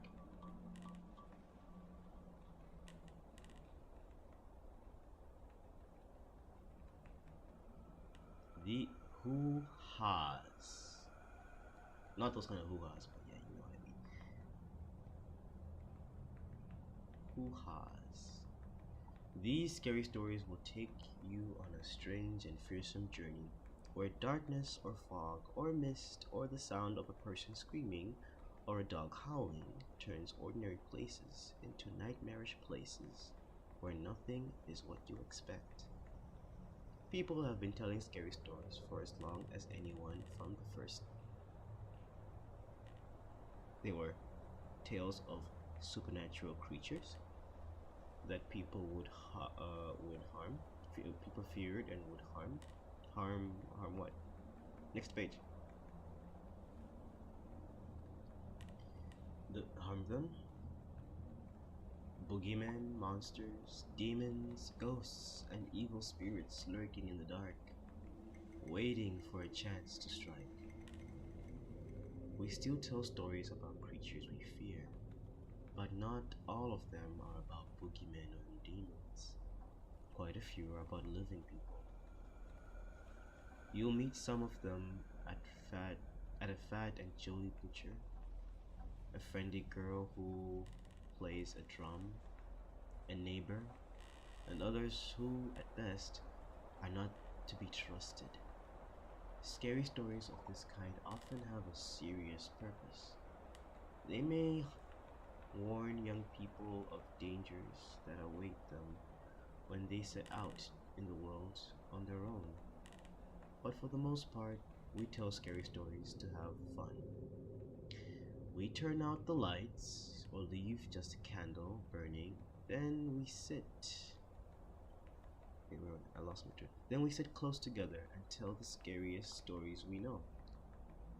Often these include some that have been passed down from hundreds of years. If a story is scary enough, your flesh begins to creep. You get a shivery, shaky, screamy feeling. You imagine hearing and seeing things.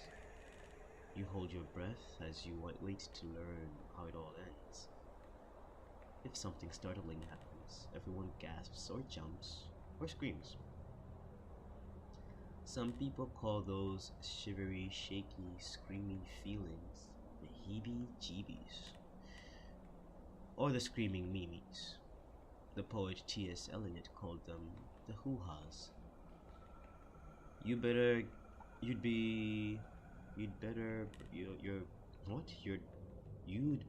read the stories in this book while you are still feeling brave and before it gets dark. Then, when the moon is up, tell them to your friends and relatives. You'll probably give them the hoo-has, but they'll have fun, and so will you. Again, that was Alvin Shorts. Thank you, Mr. Alvin Shorts. Mr. Shorts.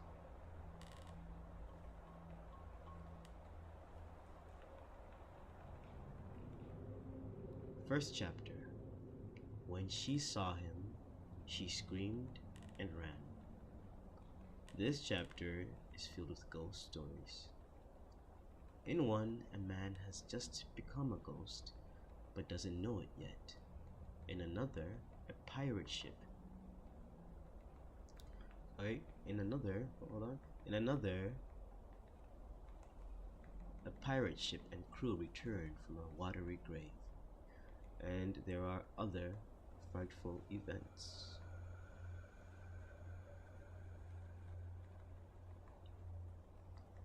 Our first story: something was wrong. One morning, John Sullivan found himself walking along a street downtown. He could not explain what he was doing there, or how he got there, or where he had been earlier. He didn't even know what time it was. He saw a woman walking toward him and stopped her. "I'm afraid I forgot my watch," he said and smiled. "Can you tell me the time?" When she saw him, she screamed and ran. Then John Sullivan noticed that other people were afraid of him. When they saw him coming, they flattened themselves against a building and ran across the street to stay out of his way. There must be something wrong with me, John Sullivan thought, and I'd better go home. He hailed a taxi, but the driver took one look at him and sped away. John Sullivan did not understand what was going on, and it scared him. Maybe somebody at home can come and get me, he thought.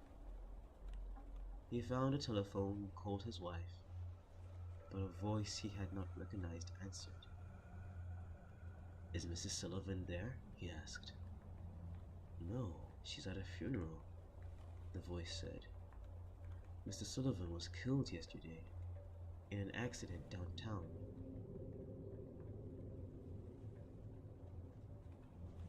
This story reminds you of Five Nights at Freddy's? Wait, which story? The John Sullivan story?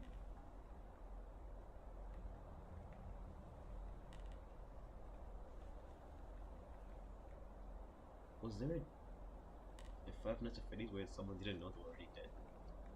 Wouldn't surprise me, but I'm not sure. They were running away from him. Oh.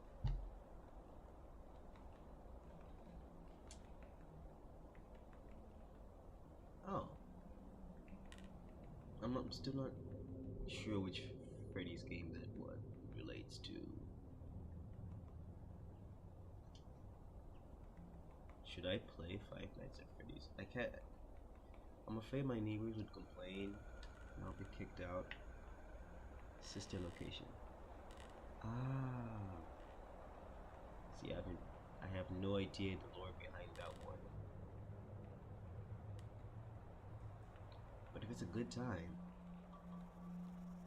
and if I can muffle my screams at jump scares, I can maybe check it out.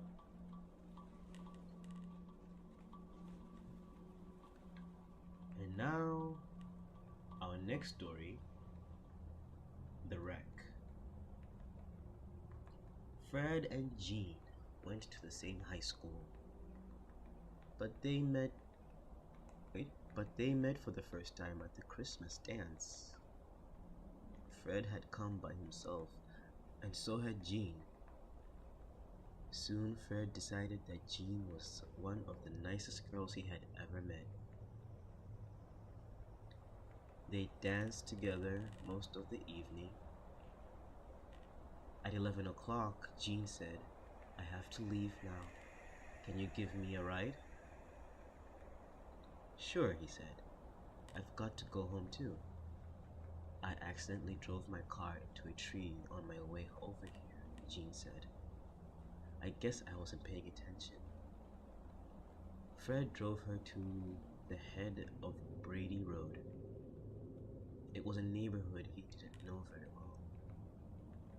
"Why don't you drop me off here?" Jean said. "The road up ahead is in a really bad condition. I can walk from here." Fred stopped the car and held out some tinsel. "Have some," he said.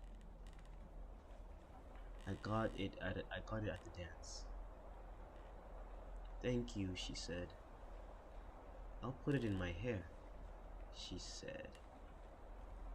"Would you like to go out sometime To a movie or something? He asked. That would be fun, Jean said. After Fred drove off, he realized that he did not know Jean's last name or her telephone number. I'll go back, he thought. The road can't be that bad. He drove off slowly. He drove slowly down Brady Road through the thick woods, but there wasn't a sign of Jean. As he came around a curve, he saw the wreckage of a car ahead. It had crashed into a tree and had caught fire. Smoke was still rising from it. As Fred made his way to the car, he could see someone trapped inside, crushed against the steering column, I bet. It was Jean. In her hair was the Christmas tinsel he had given her.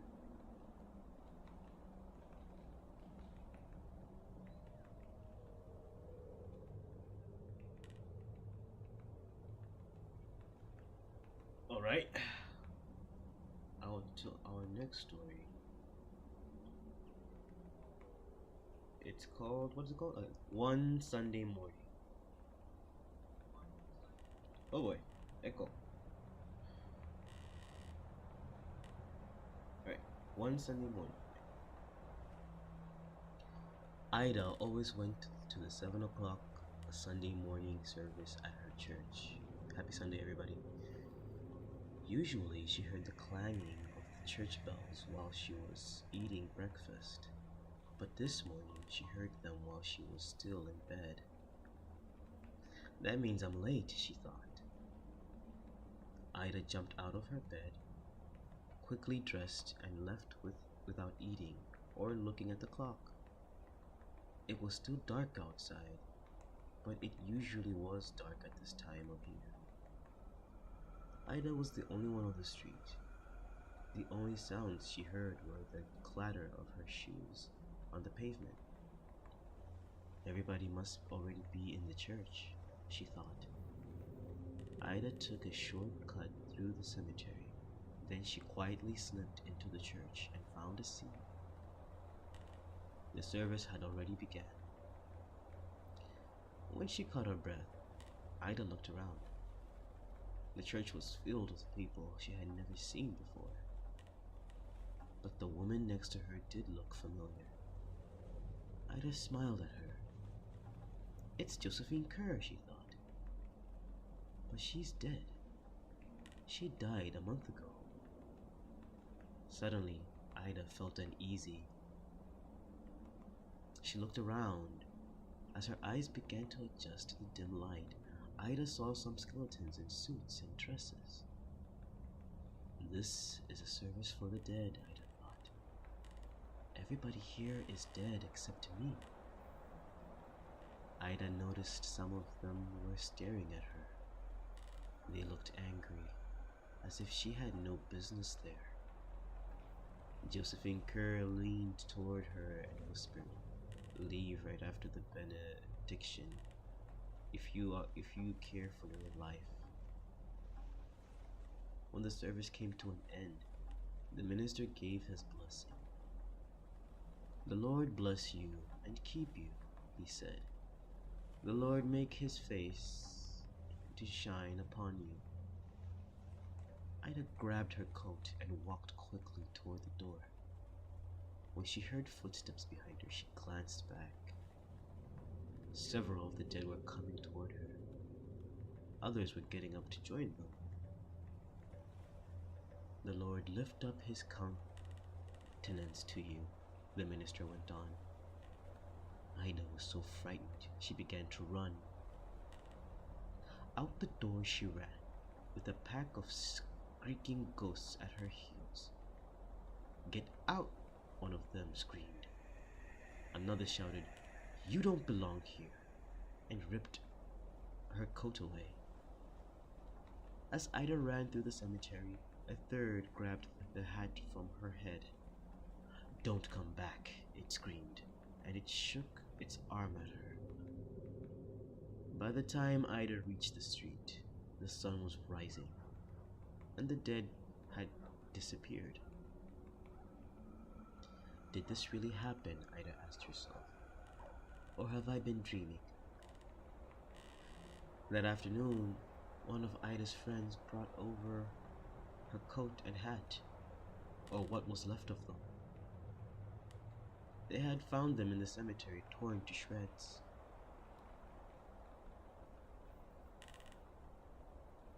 Okay.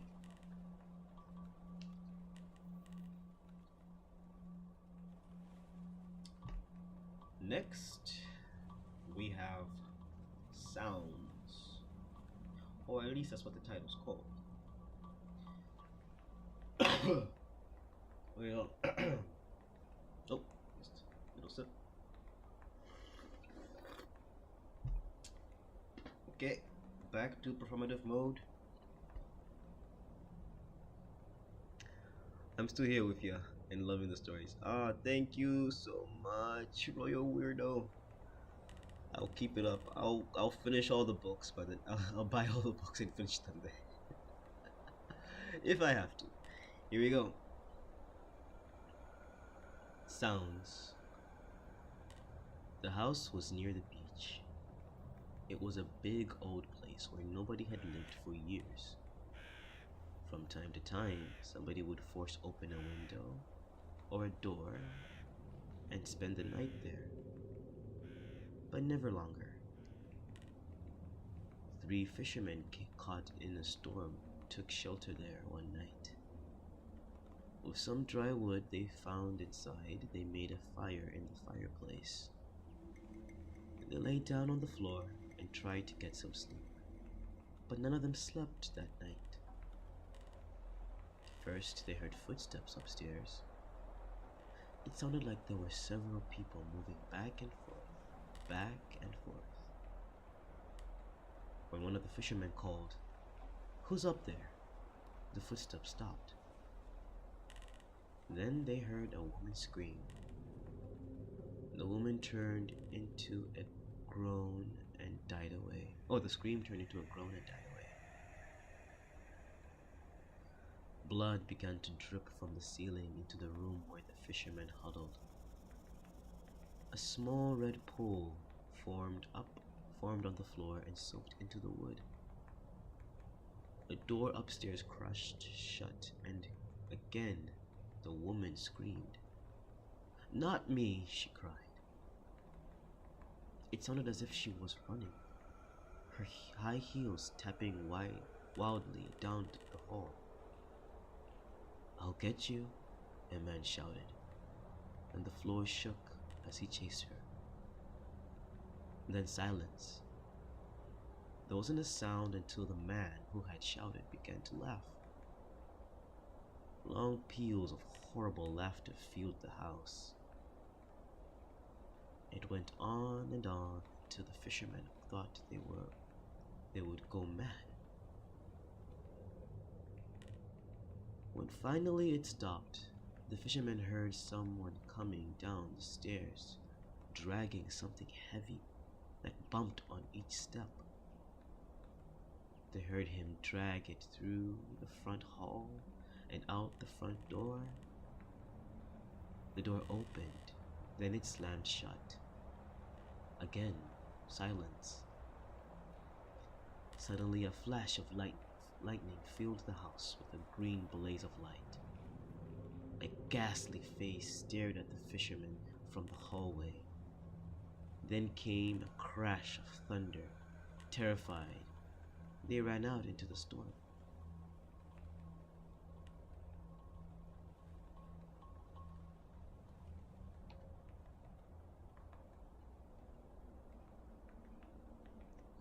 Our new story, A Weird Blue Light. Late one night in October 1864, a Confederate blockade. Sorry, here we go.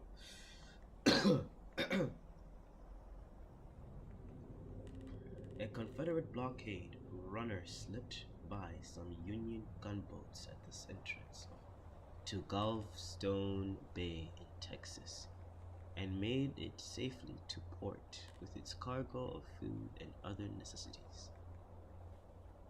Louis Billings, Louis Billings, the master of the small vessel, was getting ready to weigh anchor when he was startled by a shriek from one of the crew. A strange old-fashioned schooner with a big black flag was rushing down at us, Billings said later. She was afire with a sort of weird pale blue light that lighted up every nook and cranny of her. The crew was pulling at the ropes and doing other work, and they paid us no attention, didn't even glance our way. They all had ghastly bleeding wounds, but their faces and eyes, those were of dead men. The man who had shrieked had fallen to his knees, his teeth chattering as he gasped out a prayer. Overcoming my own terror that was chilling the very marrow of my bones, I rushed forward toward the others as I ran. Suddenly, the schooner vanished before my eyes. Some say that it was the ghost of Jean Lafette's pirate ship, Pride, that sunk off Galveston Island in 1821 or 1822. She was seen again in 1892 in the same waters with the same crew.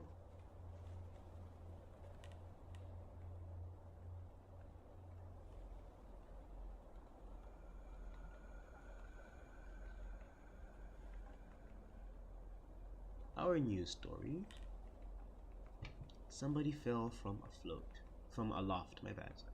Somebody fell from aloft.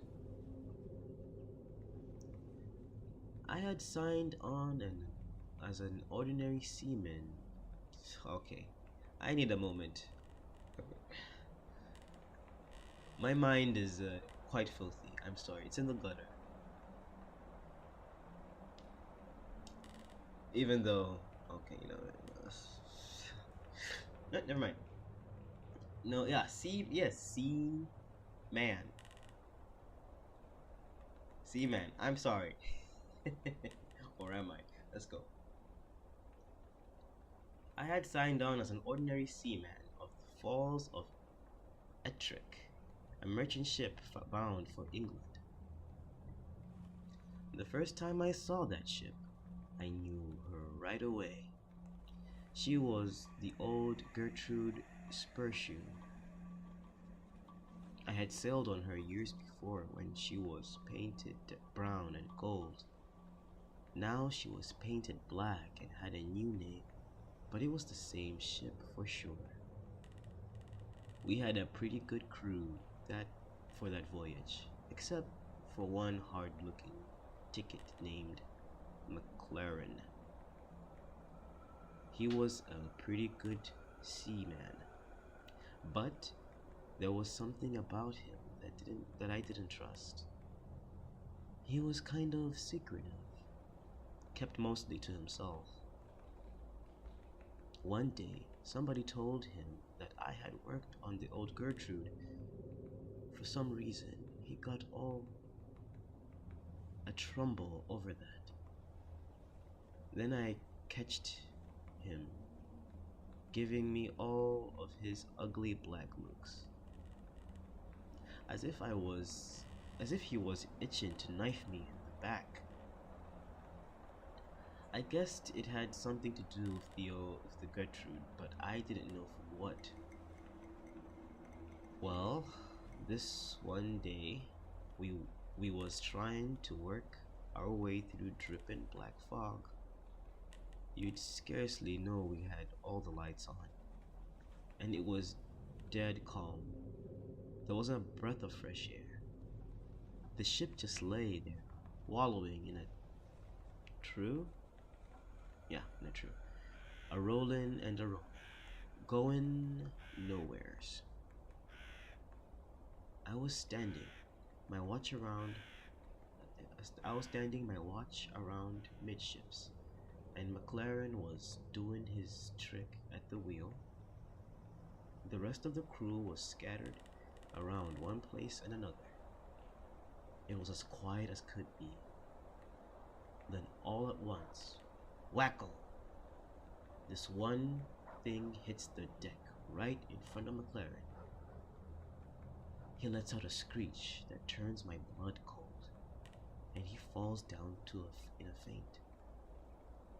The second mate starts yelling that somebody had fallen from a loft. Laying out there, just forward of the wheel, was someone or something dressed in oilskins with blood oozing from underneath. The captain ran and fetched a big light from his cabin so he could see who it was. This kind of straightened him out to get a good look at his face. He was a big, ugly-looking devil. But nobody knew who he was or what he was doing up there. At least nobody was sane. When McLaren came to from his faint, they tried to get something out of him. All he did was jabber away and keep rolling those big, wide-looking eyes of his. Everybody was getting more and more excited. We all wanted to heave the body overboard as quick as we could. There was something weird about it, as if it wasn't real. But the captain wasn't so sure about getting rid of it that way. Could it be a stowaway, he asked. But the ship was so filled with lumber we were carrying, there was no space where a living thing could hide for 3 weeks, which is how long we had been out, even if it was a stowaway. What was it doing aloft on such a dirty day? There was no reason for anyone to be up there. There was nothing to see. Finally, the captain gave up and told him to heave him overboard. Then nobody would touch him. The mate ordered us to pick him up, but nobody made him move. Then he tried coaxing, but that didn't do any good. Suddenly, the loony McLaren started yelling, "I handled him once, and I can handle him again." He picks up the body and staggers him over to the railing with it. He is just about to throw it overboard when it wraps its two big long arms around him, and over they go together. Then on the way down, one of them starts laughing. It's in a horrible way. The mates are yelling to launch a boat, but nobody would get into a boat. Not on a night like that. We threw a couple of life preservers after them, but everybody knew they wouldn't help. So that was that. Or was it? The first chance I had to go home after that, I went right over to see Captain Spurshoe, who was captain when the Gertrude was around. "Well," he says, "one trip these outlandish men shipped abroad the Gertrude. One was McLaren, the other was a really big fella. The big one was always picking on McLaren and thumping him around. And McLaren was always talking about how he would get back at him." Oh wait. Yeah. You tidy up, have me as a background noise. That's fine. As we continue. Well, This wet, dirty night, the two of them was there alone, and the big one come flying down, killed himself deader in a hearing.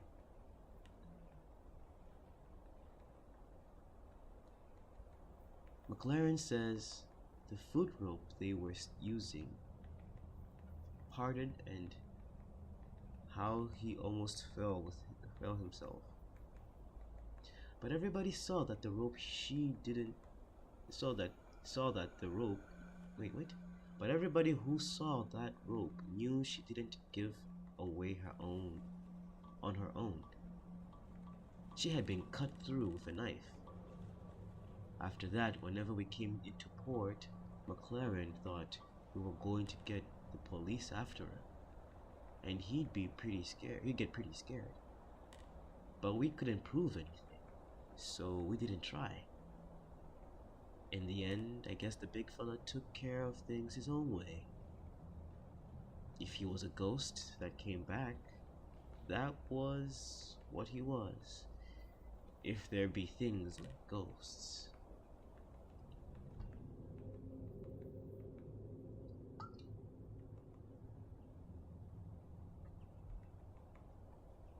Okay, this one could be cute. Our new story is called The Little Black Dog. Okay. Billy Mansfield said that a little black dog followed him home wherever he went. But he was the only one who saw it, so people thought he was kind of crazy. To drive the dog away, Billy was always hollering at it, throwing rocks at it, but the dog always came back. The first time Billy saw the dog was the day he fought Silas Burton.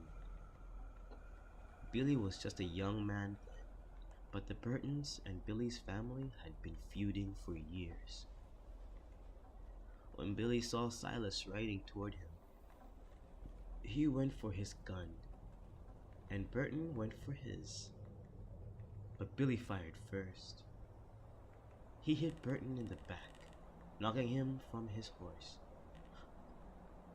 Burton's horse ran off, and his gun fell where he couldn't reach it. He lay there on the ground, pleading Billy not to kill him. But Billy killed him anyway. Burton's little black dog was with him when he was shot. The dog kept licking Burton's face and barking and snarling at Billy. In his anger, Billy killed the dog too.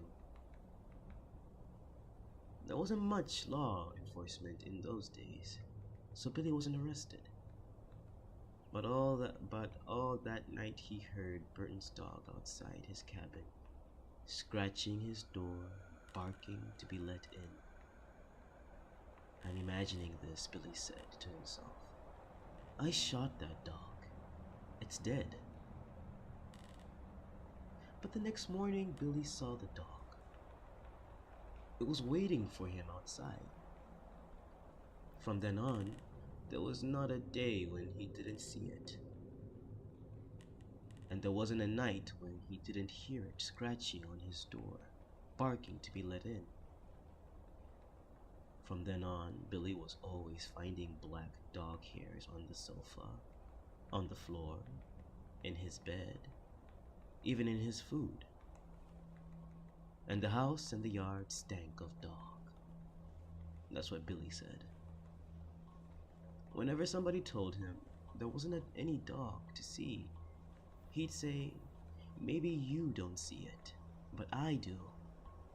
And I'm not any crazier than you are. Things went on like that for many years. And then one morning in the middle of the winter, the neighbors didn't see any smoke coming out of Billy's chimney. When they went over to check, Billy wasn't there. A day or so later, they found his body lying in the snow in a field back on his back of his cabin. Billy had plenty of enemies, and at first it seemed like somebody might have killed him. But there wasn't a mark on his body, and there weren't any footprints out there except for Billy's. The doctor said Billy probably died of old age, but there was something odd about his death. When the neighbors found Billy, there were black dog hairs in his clothes, on his clothes. There were even a few on his face. He smelled like a dog. I'd been out there, yet no one had seen a dog anywhere.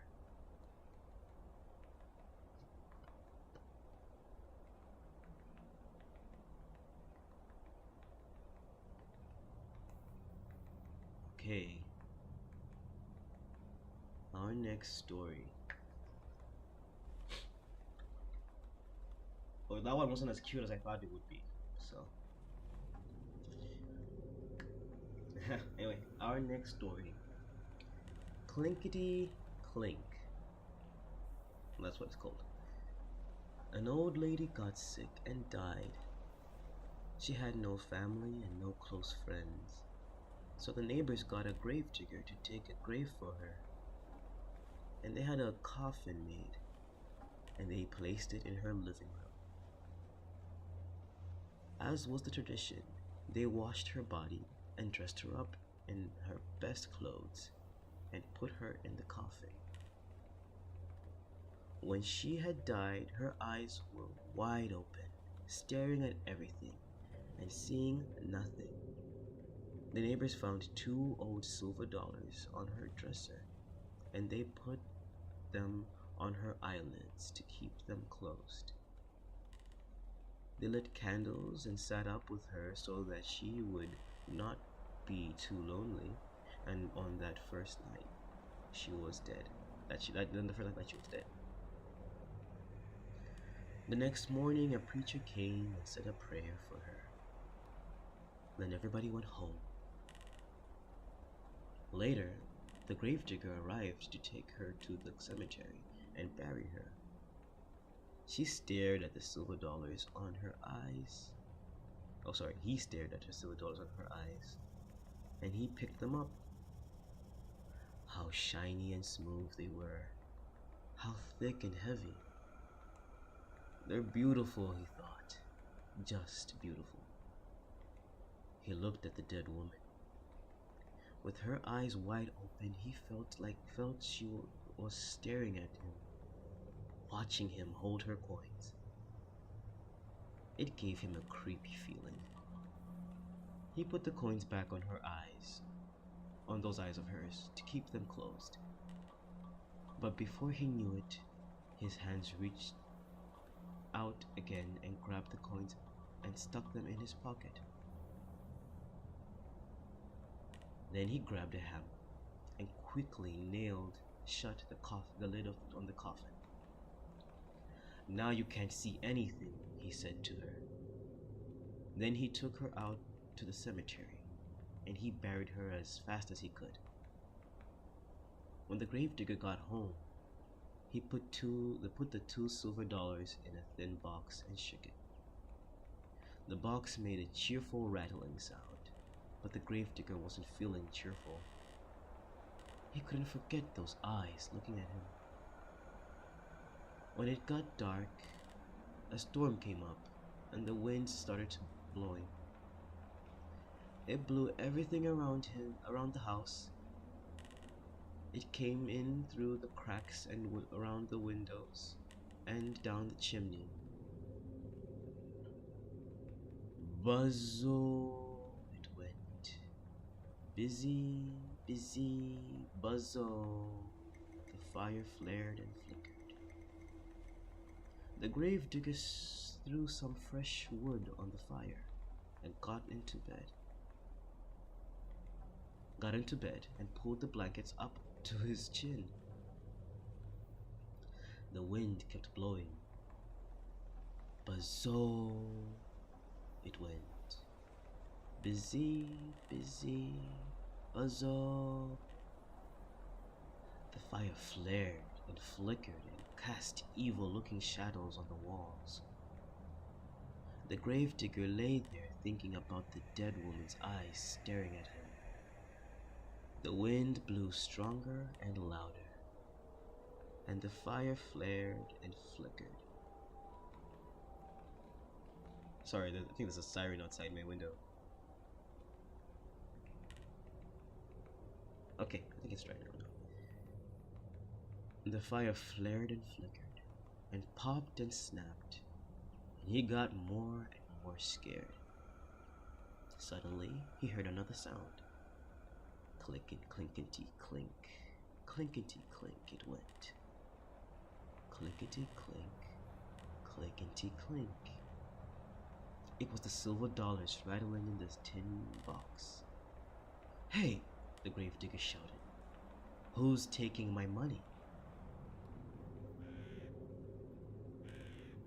Then he grabbed a hammer and quickly nailed... Oh, sorry, wrong page. But all he heard was the wind blowing. Busy, busy, buzzo. And the flames flaring and flickering and snapping and popping, and the coins going clinkety clink, clinkety clink. He leaped up out of bed and chained up the door. Then he hurried back, but his head had barely touched the pillow when he heard clinkety clink, clinkety clink. Then he heard something way off in the distance. It was a voice crying, "Where's my money? Who got my money? Who? And the wind blew. Busy, busy, buzzo.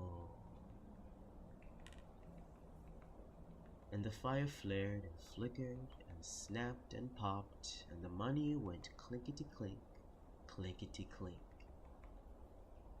The gravedigger was really scared. He got out of bed again and piled all the furniture against the door, and he put a heavy iron skillet over the tin box. Then he jumped back into bed and covered his head with the blankets. But the money rattled louder than ever, and way off a voice cried, "Give me my money. Who got my money? Who? And the wind blew, and the fire flared, and flickered, and snapped, and popped, and the gravedigger shivered, and shook, and cried, "Oh, lordy, lordy."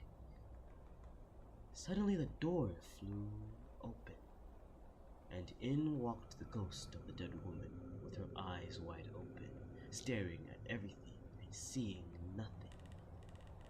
And the wind blew. Busy, busy, buzzo. And the money went clinkety clink, clinkety clink, and the fire that flared, flickered, and snapped and popped, and the ghost of the dead woman cried, "Oh, where is my money? Who's got my money? Who? And the gravedigger moaned, alright. "Oh, lordy, oh, lordy." The ghost could hear her money going clinkety clink, clinkety clink in the tin box. But her eyes couldn't see the box. So she went out with her arms and tried to find it.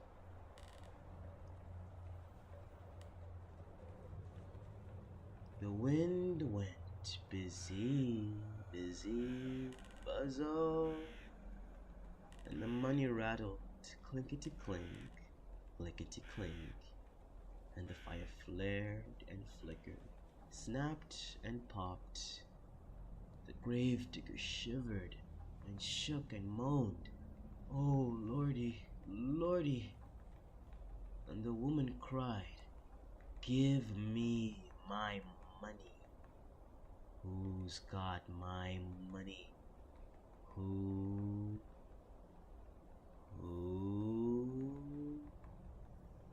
Who? You've got it.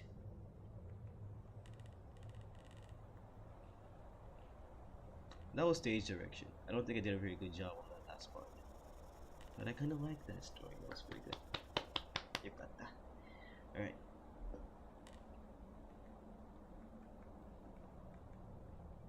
Okay. Before I go on, I think I'm on. Yeah, I'm in the next chapter. Just a small break. I need a little matcha refill. Collect your souls. Make your own matcha or buy your own matcha.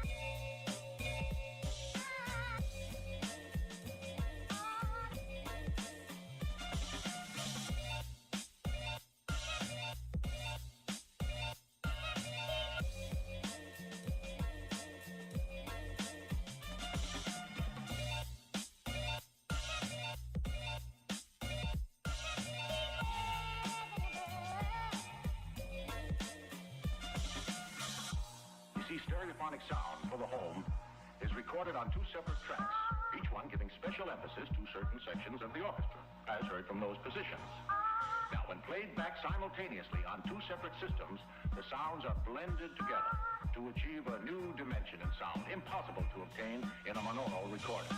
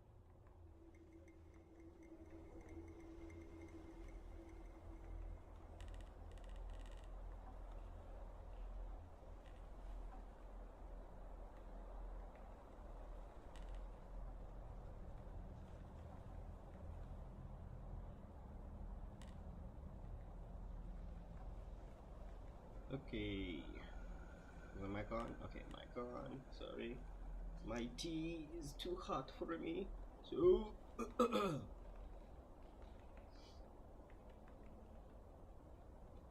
gonna have to bear with it just a little bit. All right. Okay, where were we? Oh God, is that the 5 o'clock bell? Oh no. Alright, on to our next story. Our next story, or actually our next chapter, since we're moving on, Our next chapter is called, it starts with the title, She Was Spitting and Yowling, Just Like a Cat. Hey. I don't spit and yowling.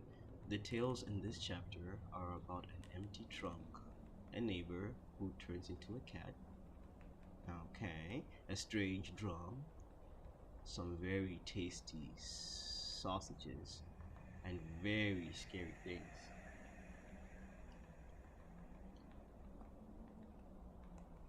So our first story is called The Bride. The minister's daughter had just gotten married. Oh, come on, Eccles. The minister's daughter had just gotten married. After the wedding ceremony, there was a great feast with music and dancing and contests and games, even old children's games. When they had got to play hide and seek, the bride decided to hide in her grandfather's trunk up in the attic. They'll never find me here, she thought. As she was climbing into the trunk, the lid came down and cracked her on the head. She fell unconscious. Inside, the lid slammed shut.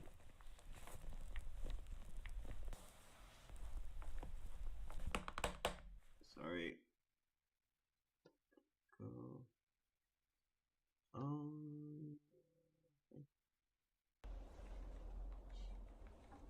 Wait. Okay, they'll never find me there, she thought. As she was climbing into the trunk, the lid came down and cracked her on the head, and she fell unconscious inside. The lid slammed shut and locked.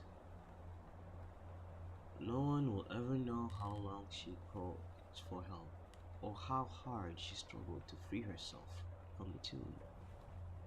Everyone in the village searched for her, and they looked almost everywhere, but no one thought of looking in the trunk.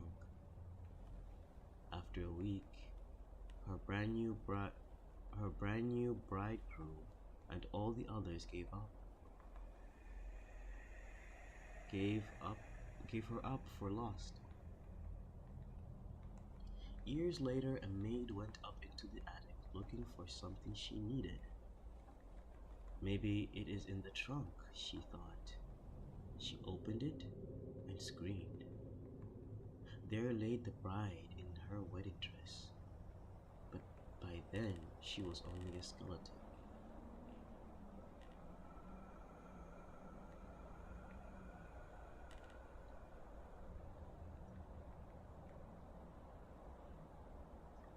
Our new story. Hold on. So checking on my tea. Okay. Still needs to cool down a little bit. But on to the new story. We're almost halfway done with this book too. Oh. The rings on her fingers. Daisy Clark had been in a coma for more than a month when the doctor said that she had finally died. She was buried on a cool summer day in a small cemetery about a mile from her home. May she always rest in such peace, her husband said. But she didn't. Late that night, a grave robber with a shovel and a lantern began to dig her up. Since the ground was still soft, he quickly reached the coffin and got it open. His hunch was right. Daisy had been buried wearing two valuable rings, a wedding ring with a diamond in it, and a ring with a ruby that glowed as if it were alive. The thief got down on his knees and reached into the coffin to get the rings, but they were stuck on her fingers. So he decided that the only way to get them was to cut off her fingers with a knife. But when he cut into the finger with the wedding ring, it began to bleed, and Daisy Clark began to stir. Suddenly she sat up, terrified. The thief scrambled to his feet. He accidentally kicked over the lantern, and the light went out. He could hear Daisy climb out of the grave.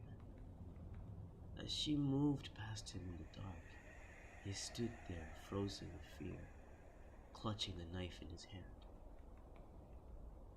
When Daisy saw him, she pulled her shroud around her and asked, "Who are you?" When the grave robber heard this corpse speak, he ran. Daisy shrugged her shoulders and walked on, and never once looked back. But in his fear and confusion, the thief fled in the wrong direction. He pitched headlong into her grave, fell on the knife, and stabbed himself. While Daisy walked home, the thief bled to death.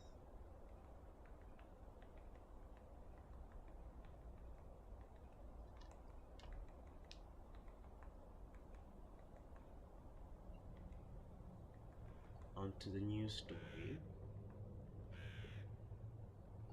And the hot tea. Okay. The drum. Okay, hold on.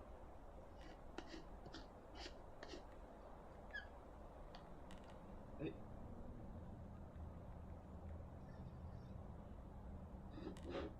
Okay. Still too hot. Alright. The drum. Once there were two sisters. Dolores was 7 and Sandra was 5. They lived in a small house in the country with their mother and their baby brother, Arthur. Their father was a seaman, my god, and was away on a long voyage. One day Dolores and Sandra were running across the field near their house when they met a gypsy girl playing a drum. Her family was camping in the field for a few days. As the girl played, a little mechanical man and a woman came out of the drum and danced. Dolores and Sandra had never seen such a drum, and they begged the girl to give it to them.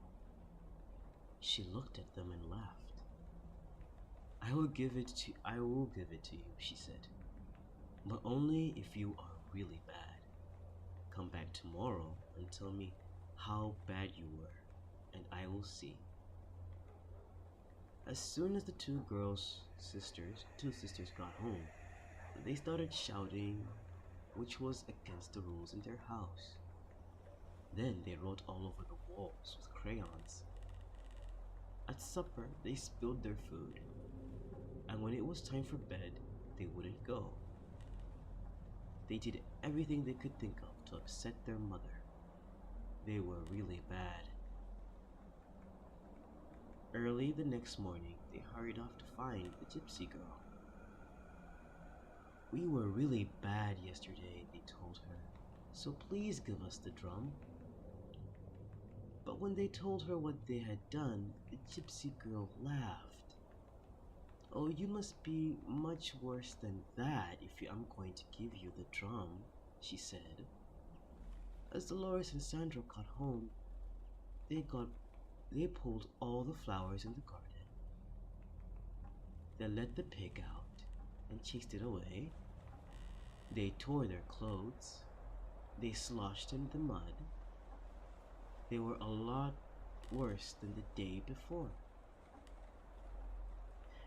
If you do not stop, their mother said, I will go away and take Arthur with me, and you will get a new mother with glass eyes and a wooden tail.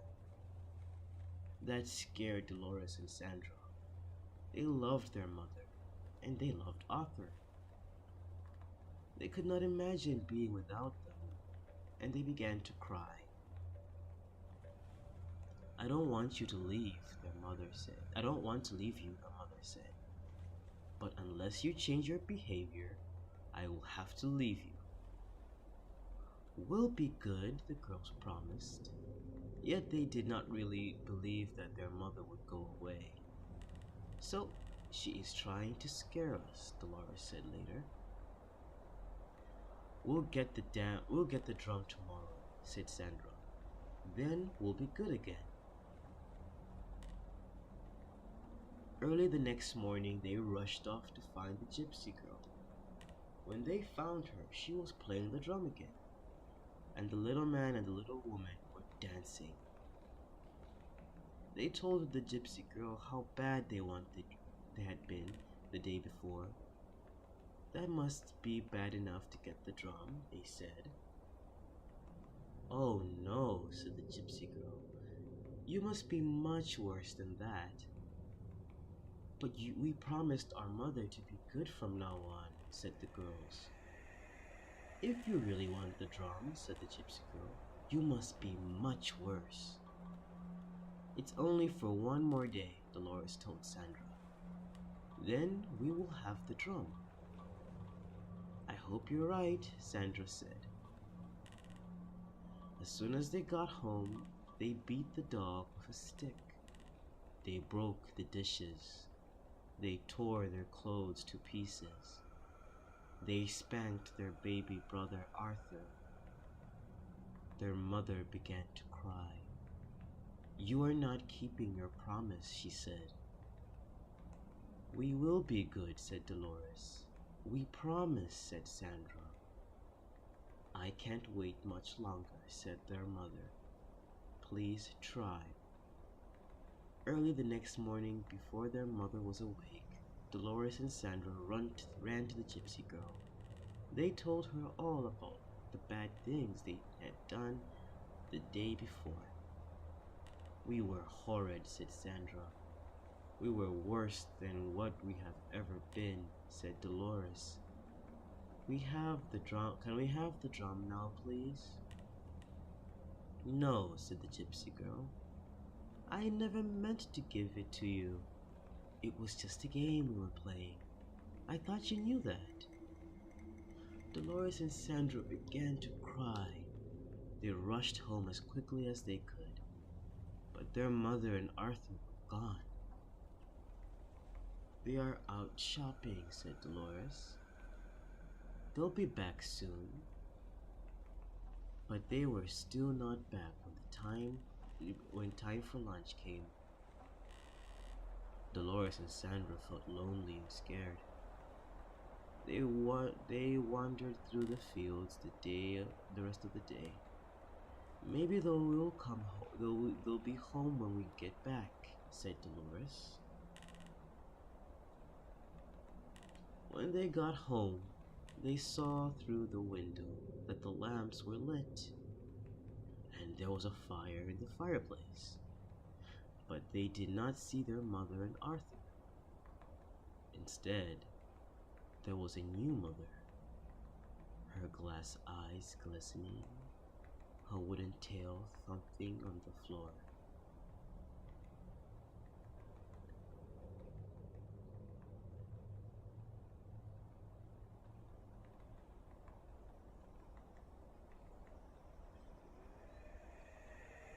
Okay, it's really hot. Okay. A new story. The window. Margaret and her brothers, Paul and David, shared a small house on top of a hill just outside the village. It was so warm one summer's night that Margaret could not sleep. She sat up in bed in the darkness of her room, watching the moon move across the sky. Suddenly, something caught her eye. She saw two small, yellow-green lights moving through the woods near the graveyard at the bottom of the hill. They looked like the eyes of some animal, but she could not make out what kind of creature it was. Soon the creature left the woods and moved up the hill toward the house. A few minutes later, Margaret lost sight of it. She saw it coming across the lawn toward her window. It looked something like a man, and yet it didn't. Margaret was terrified. She wanted to run from her room, but the door was next to her window. She was afraid the creature would see her and break in before she could escape. When the creature turned and moved in another direction, Margaret rushed to the door. But before she could open the door, it was back. Margaret found herself staring through the window at a shrunken face like that of a mummy. Its yellow-green eyes gleamed, a cat's eyes. Hey now. She wanted to scream, but she was so frightened that she thought she could not make a sound. The creature broke the window glass and unlocked the window and crawled inside. Margaret tried to flee, but the creature caught her. It twisted its long, bony fingers into her hair, pulled back her head, and sank its teeth into her throat. Margaret screamed and fainted. But when her brothers heard her piercing scream, they rushed to her room. By the time they got the door unlocked, the creature had fled. Margaret lay on the floor bleeding and unconscious. While Paul tried to stop the bleeding, David chased the creature down the hill toward the graveyard. But soon he lost sight of it. The police thought it was the work of an escaped lunatic who believed he was a vampire. When Margaret recovered, her brothers wanted to move to a safer place where it would be harder to break in.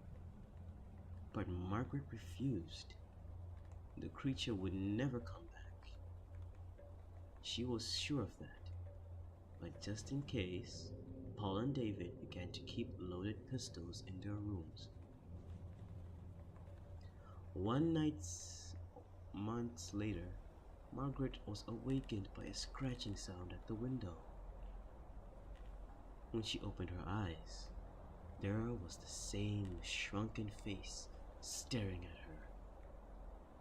That night her brothers heard her cries in time. They chased the creature down the hill, and David shot it in the leg. But the creature managed to scramble over the graveyard wall and disappeared near an old burial vault. The next day, Margaret and her brothers watched as the sexton on the church opened the burial vault. Inside was a horrifying scene. Broken coffins, bones, rotting flesh were scattered all over the floor. Only one coffin had not been disturbed. When the sexton opened it, there lay the creature, with a shrunken face that had attracted Margaret. The telltale bullet was in its leg. They did the only thing they knew of to get rid of themselves of a vampire. The sexton, the sexton built a roaring blaze outside the vault and fed the shrunken body to the flames. They watched the body burn until nothing remained but ashes.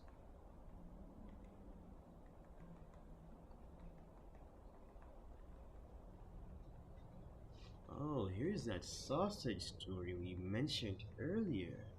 The wonderful sausage. Called wonderful sausage, by the way.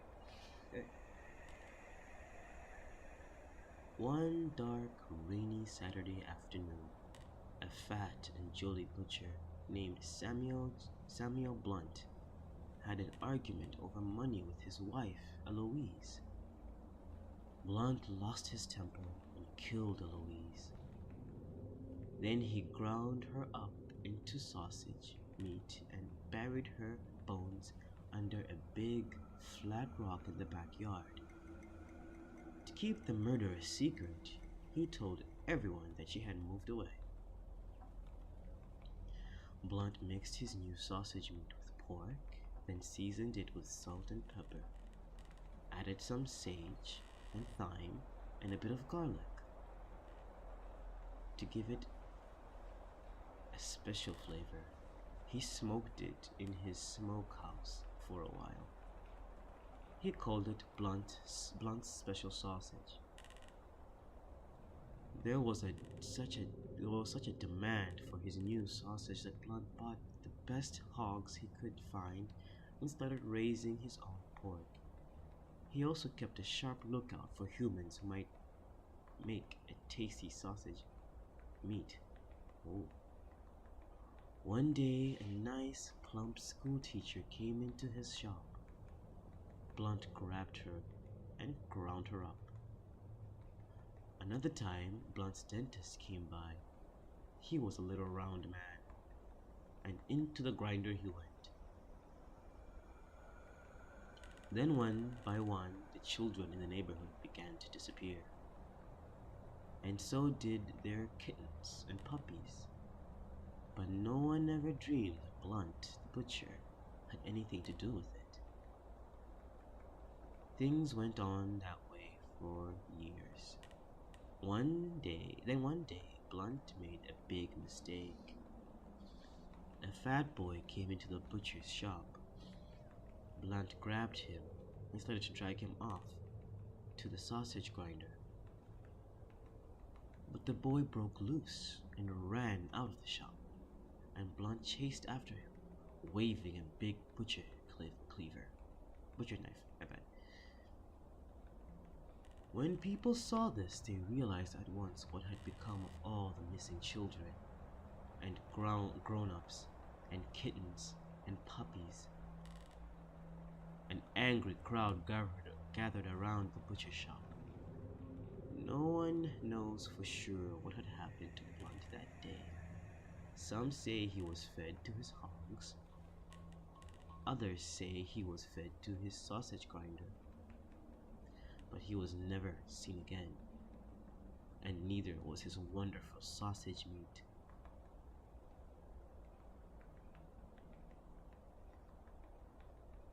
The cat's paw. This one might be about a relative.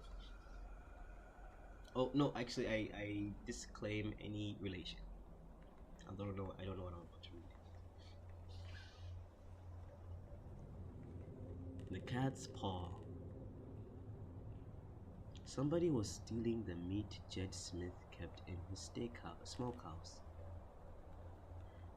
Every day, ham, or some bacon, or something else was missing. Finally, Jed decided he had to put a stop to it. One night he hid in the smokehouse with his rifle and waited for the thief. He didn't have to wait long, for soon a black she-cat slunk in. She was the biggest cat Jed had ever seen. When she jumped up and pulled down a ham hanging from the ceiling, Jed grabbed his rifle and turned on the lights. But instead of running away, the cat jumped at him. He fired and shot off at her paws. Jed was sure he heard a woman scream right after his gun went off. The cat began tearing around the room, spitting and yowling. Then she ran up the chimney and was gone. Jed stared at the cat's paw, only it wasn't a cat's paw anymore. It was a woman's foot. And a woman's foot lay wriggling on the floor, all shut up and bleeding. So it's a witch that's been doing it, he told himself. Just then, one of Jed's neighbors, a fellow named Burdick, came racing down the road to get a doctor. His wife's foot had been shot in an accident, he told Jed. She's bleeding pretty bad, he said. The doctor got to her barely in time. People who were there when it happened said that she wasn't spitting and yowling she was spitting and yowling just like a cat.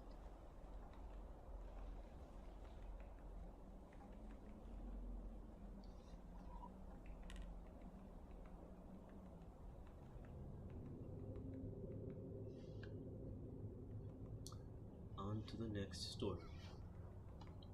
The Voice. Ellen had just fallen asleep when she heard a strange voice. "Ellen," it whispered, "I am coming up the stairs. I am on the first step. Now I am on the second step." Ellen got scared and called her parents, but they didn't hear her, and they didn't come. Then the voice whispered, "Ellen, I'm on the top step. Now I'm in the hall. Now I'm outside your room." Then it whispered, "I'm standing right next to your bed. And then, I've got you." Ellen screamed, and the voice stopped. Her father rushed into the room and turned on the light. "Somebody is in here," Ellen said. They looked and looked. Nobody was there.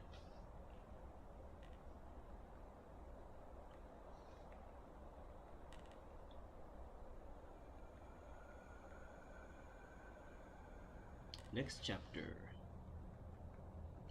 When I wake up, everything will be alright. There are scary stories here about a subway, car, a shopping mall, and other dangerous places.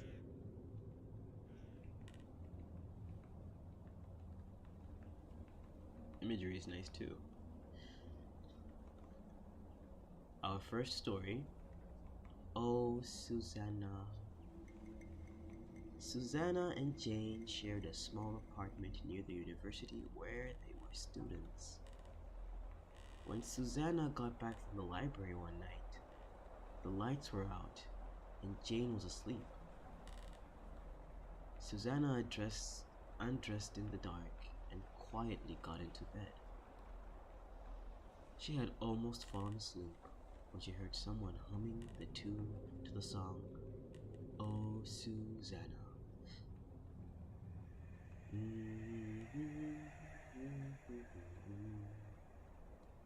Susanna said, "Please stop humming. I want to get some sleep." Jane didn't answer, but the humming stopped and Susanna fell asleep. When she awakened early the next morning, too early, she decided, and she was trying to get back to sleep when she heard the humming again.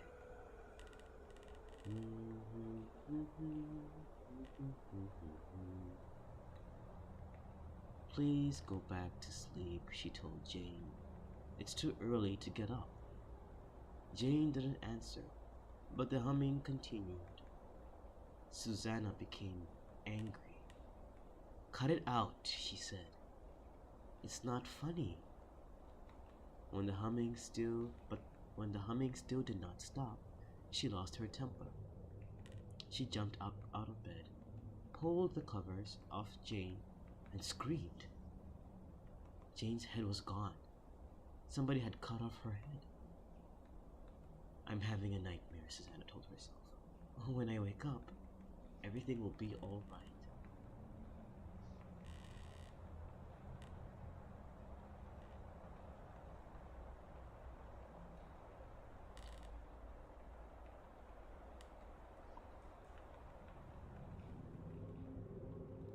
Our next story is called The Man in the Middle. It was almost midnight. Sally Truitt had just gotten on the way to Sally Truitt had just gotten on the subway train at 50th Street after visiting her mother. "Don't worry," Sally had told her. "The subway is safe. There is always a policeman on duty." But that night she didn't see one. Except for her, the subway car was empty. At 42nd Street, 3 tough-looking men got on. The 2 of them were holding up a third, who looked drunk.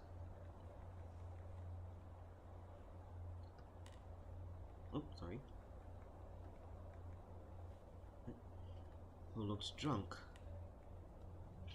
His eyes rolled side to side, his legs refused to work. When they got him seated between them, his head came to rest on one of his shoulders. Sally thought he was staring at her. She buried her head in her book and tried not to notice. At 28th Street, one of the men stood up. "Take it easy, Jim," he said to the man in the middle, and he got off. At 23rd Street, Jim's other friend stood up. "You'll be fine," he said, and he got off. Okay, I see that. I was saying goodbye. Now the only ones left in the car were Jim and Sally. Just then, the train went around a sharp curve, and Jim pitched onto the floor at Sally's feet. When she looked down at him, she saw a trickle of blood on the side of his head. Just above it, a bullet hole.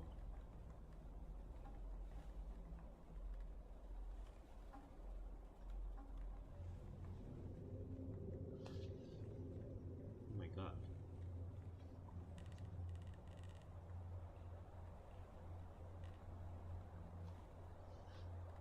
Oh no, another cat story.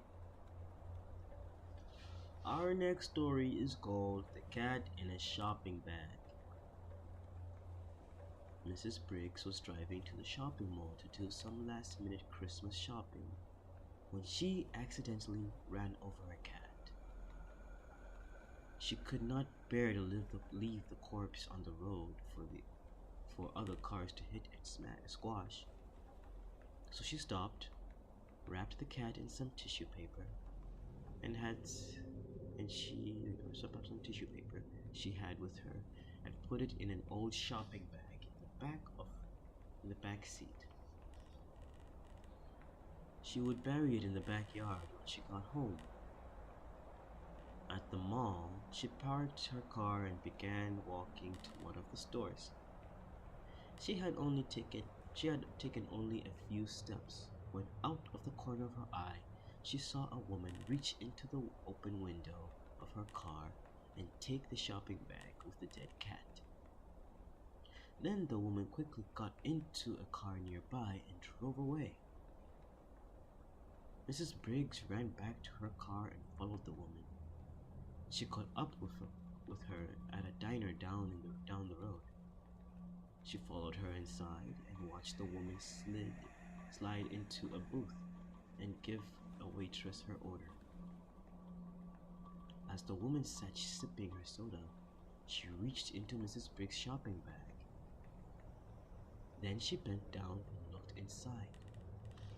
A look of horror crossed her face. She screamed and fainted. The waitress called an ambulance. 2 attendants carried the woman away on a stretcher, but they left the shopping bag behind. Mrs. Briggs picked up the shopping bag and ran after them. "This is hers," she called. "It's her Christmas present. She wouldn't want to lose it."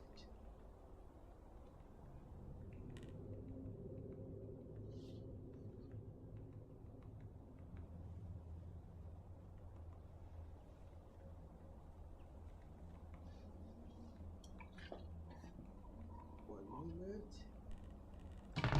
Oh. Ignore any strange sounds you may have heard in the last few seconds.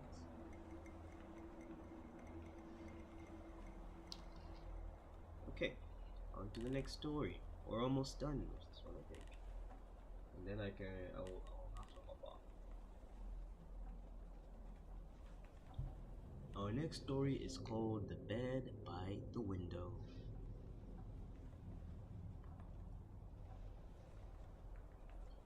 Three old men shared a room at the nursing home. The room had only one window, but for them, it was the only link to the real world. Ted Collin, who had been there the longest, had the bed next to the window. When Ted died, the man in the next bed, George Best, took his place. And the third man, Richard Green, took George's bed. Despite his illness, George was a cheerful man who spent his days describing the sights he could see from his bed. Pretty girls, a policeman on a horseback, a traffic jam, a pizza parlor, a fire station, and other scenes of life outside. Richard loved to listen to George, but the more George talked about life outside, the more Richard wanted to see it for himself. He knew that only when George died would he have his chance. He wanted to look out the window so badly that one day he decided to kill George. He is going to die soon anyway, he told himself. What difference would it make? George had a bad heart attack. He had an attack during the night and the nurse could not get to him right away. He had pills he could take. He kept them in a bottle on top of the cabinet between his bed and Richard's. All Richard had to do was knock the bottle to the floor where George could not reach it.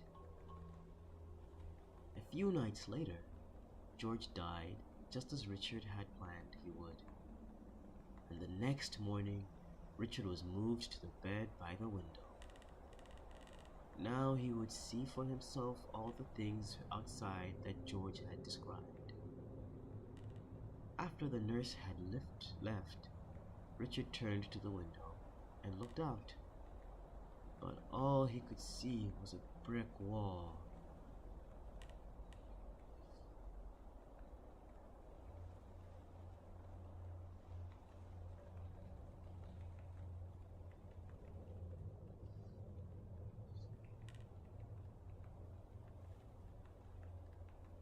Right then. On to the next. Right, so our next story, if you're still with me, is called The Dead Man's Hand. The students at the school for nurses got along quite well with one another, except for Alice. The trouble with Alice was that she was perfect. At least that is how it seemed to the other students.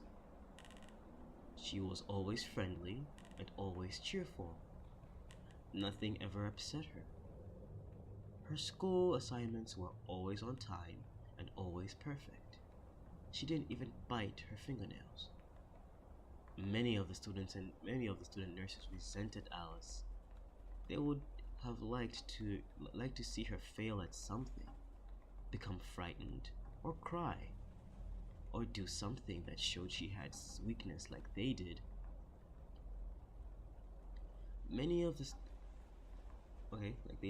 One night, several students tried to frighten Alice with a practical joke. They borrowed the hand of a corpse they had been studying in anatomy and tied it to the light cord in her closet. When she tried to turn on the light, she would find herself holding a dead man's hand. That would scare anybody, one of them said. If it doesn't scare her, nothing will. After trying the hand tying the hand in place. They went to the movies. My bad. When they got back, Alice was asleep. When they didn't see her the next morning, they decided to find out what had happened. There was no sign of Alice in her room, but they soon found her. She was sitting on the floor in her closet, staring at the dead man's hand, mumbling to herself. Alice didn't even look up. The joke had worked, but nobody was laughing.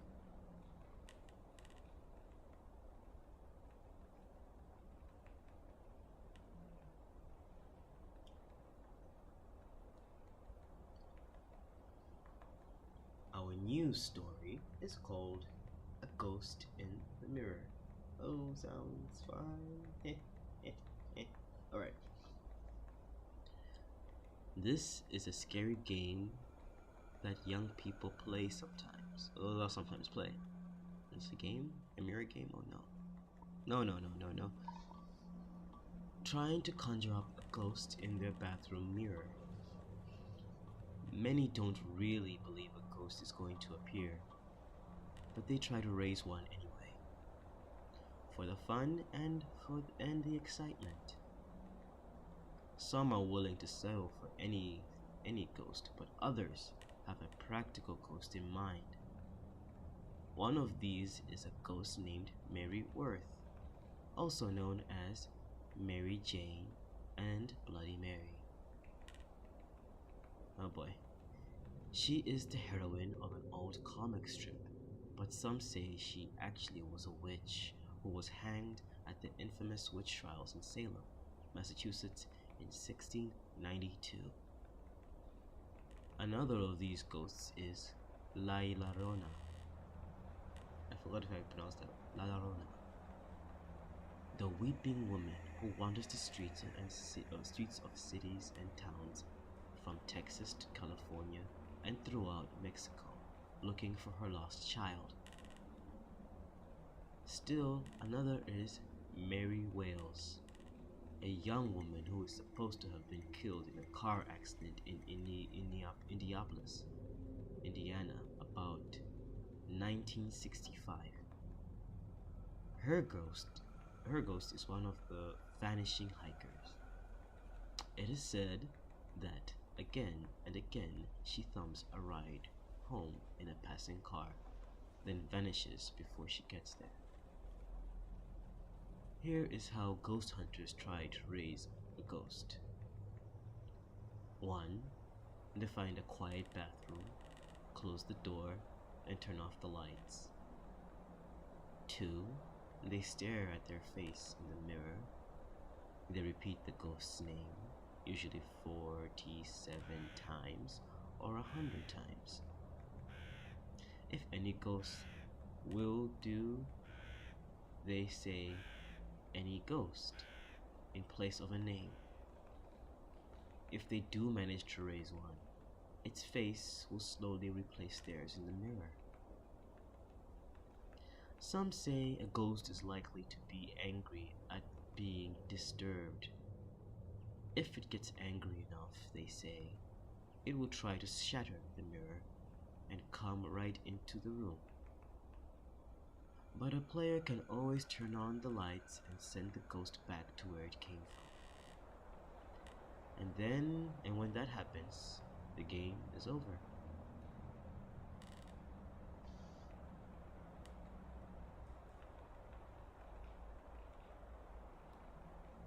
Okay. Our news story is called The Curse. Right? My dad's friend, Charlie Porter, was a small, nervous man who was always looking around as if he was in some kind of danger. After he told me the story about his college fraternity, I understood why.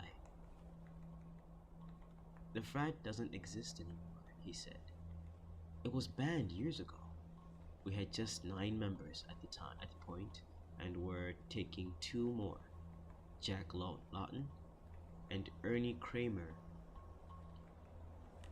One night in January, just about this time of year, the 9 of us took them out into the country for their initiation.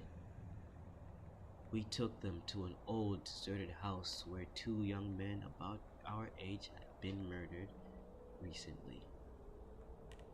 The murderer was still at large. We gave Jaff a lighted candle and told him to go up to the 3rd floor. Stay there for an hour, we told him. Then come back down. Don't speak. Don't make any noise. If your candle goes out, carry on in the dark.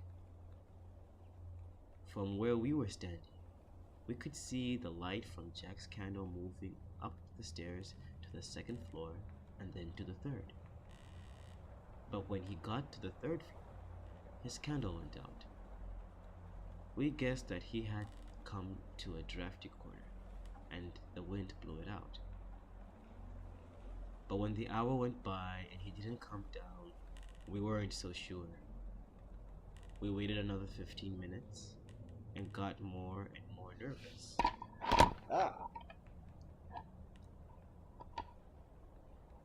Apologies for that.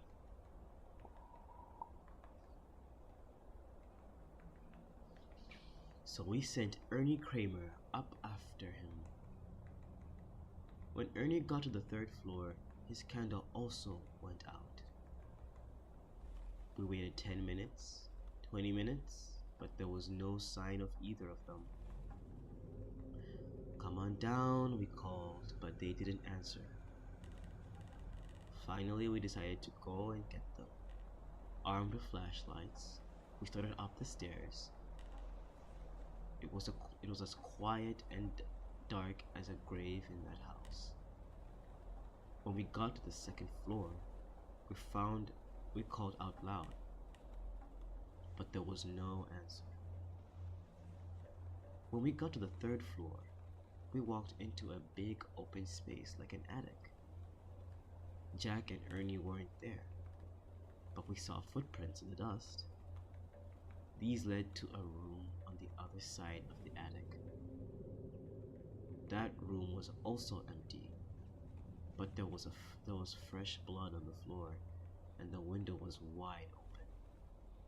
It was about 20 to 25 feet to the ground, but there was no ladder or rope in sight that they could have used to get down. We searched the rest of the house and the land around the house and found nothing. We decided that they were playing a trick on us.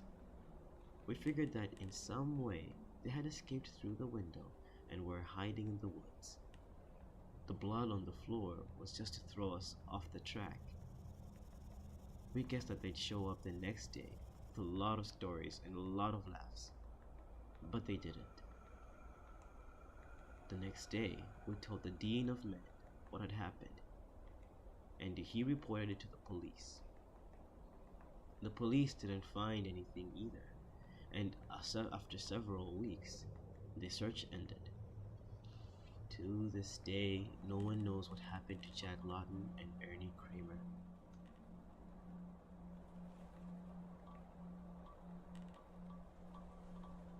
There isn't much more to tell, he said. We weren't arrested, but the college disbanded the fraternity and suspended the 9 of us from the school year. The strangest part came after we graduated. Someone must have placed a curse on us. Every year since then, around the time of the initiation, one of us has died or gone crazy.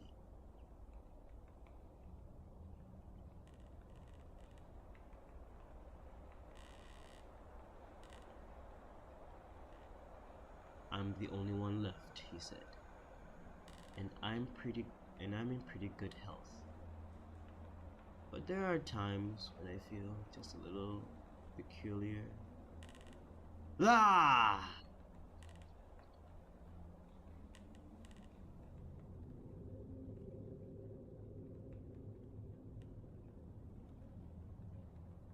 that was the end of the story.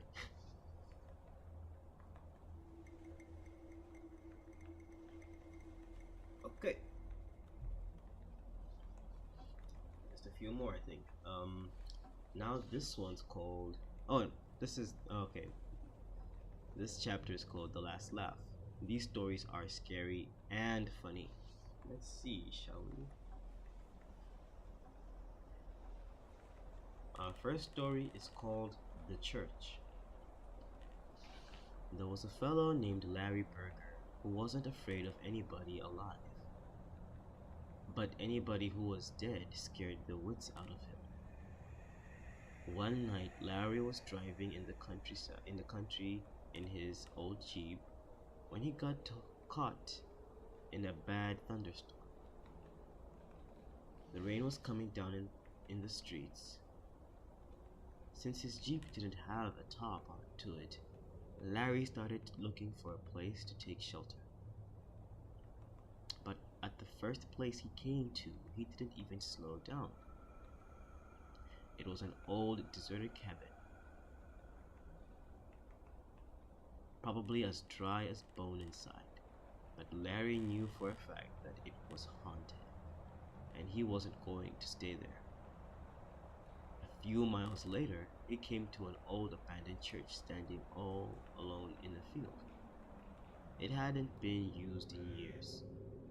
All the window glass was gone, but it still had sections of the roof intact. So Larry parked his Jeep and ran inside. It was as dark as could be in there. Larry groped around until he found a pew and sat down. It was nice and dry, just as he had thought it would be, and he stretched out his legs and made himself comfortable. Suddenly, there was a big flash of lightning, and Larry saw that he wasn't the only one in the church. There were people sitting in almost every pew. They all had their heads bowed as if they were praying, and they all were dressed in white. These must be the ghosts sitting in their shrouds, Larry thought. They must have come in from some graveyard to get dry. Larry jumped up and ran down the aisle as fast as he could, right smack into one of the ghosts. And the ghost, he went, bah.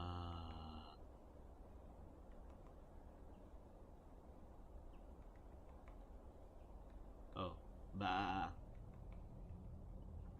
I think it was a shit sheep. These are scary and funny, right? Right. Let's see. The next story is called The Bad News. Oh, and the cover on it has 2 baseball players, but they're skeletons. Anyway, Leon and Todd loved baseball. When they were young, they had played on this town's baseball team. Leon had been the pitcher, and Todd had played second base. Now that they were a lot older, they spent their free time watching baseball games on TV and talking about baseball. Do you think they play baseball in heaven? Leon asked Todd one day. That's a good question, said Todd. The one who gets there first should let the other know, but know somehow. One day Leon found Todd sitting in the living room waiting for him. Leon was very excited to see him. What is it like up there? He asked. And what about baseball? When it comes to baseball, Todd said, I have some good news and I have some bad news. The good news is that we do play baseball in heaven. We have some fine teams. I play second base on my team, just like I used to in the old days. That's the good news. What's the bad news? asked Leon. The bad news, said Todd, is that you are scheduled to pitch tomorrow.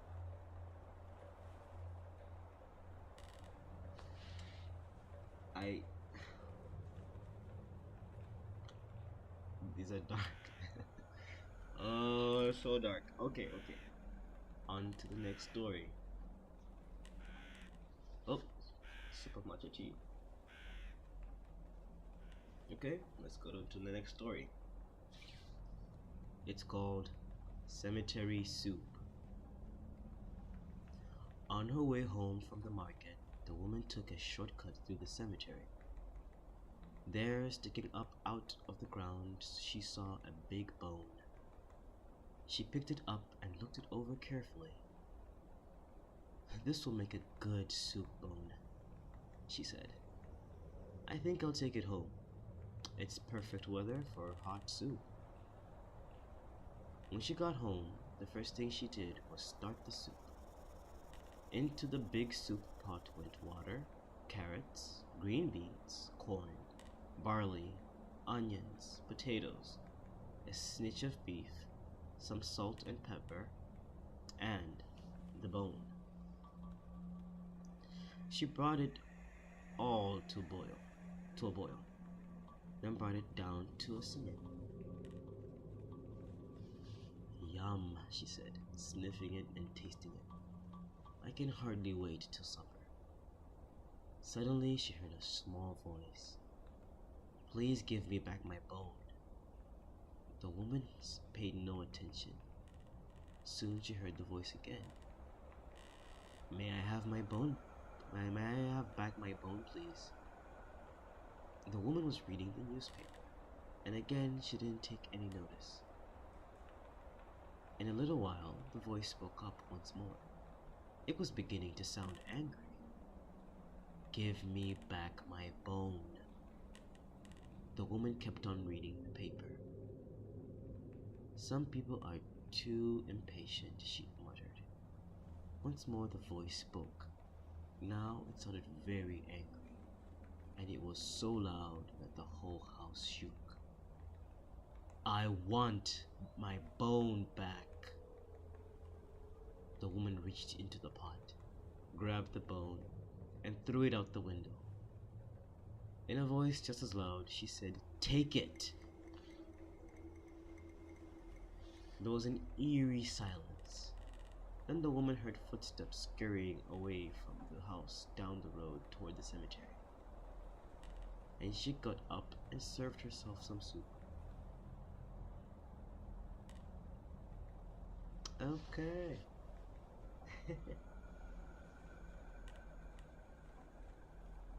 Ooh.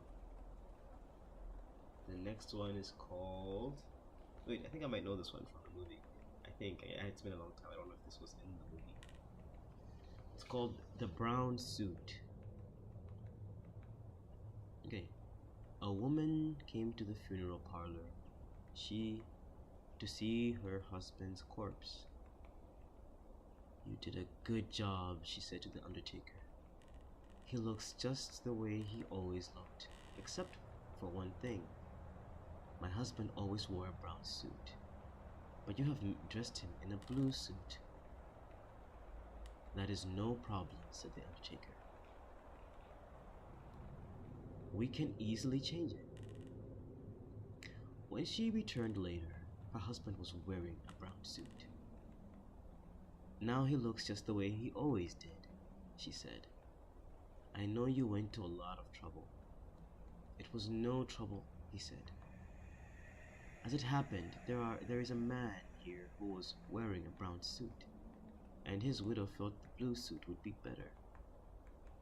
He is about your husband's size, so we gave him the blue one and gave your husband the brown one."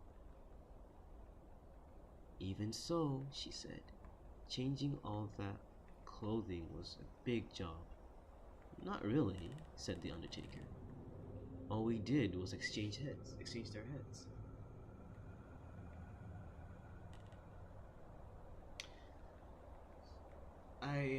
Yeah.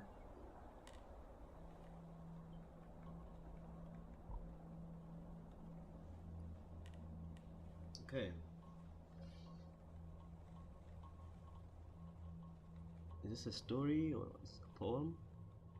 It's called Baroom. is dead. Oh, Riley, don't do it. Okay, when the cracking starts. Excuse me.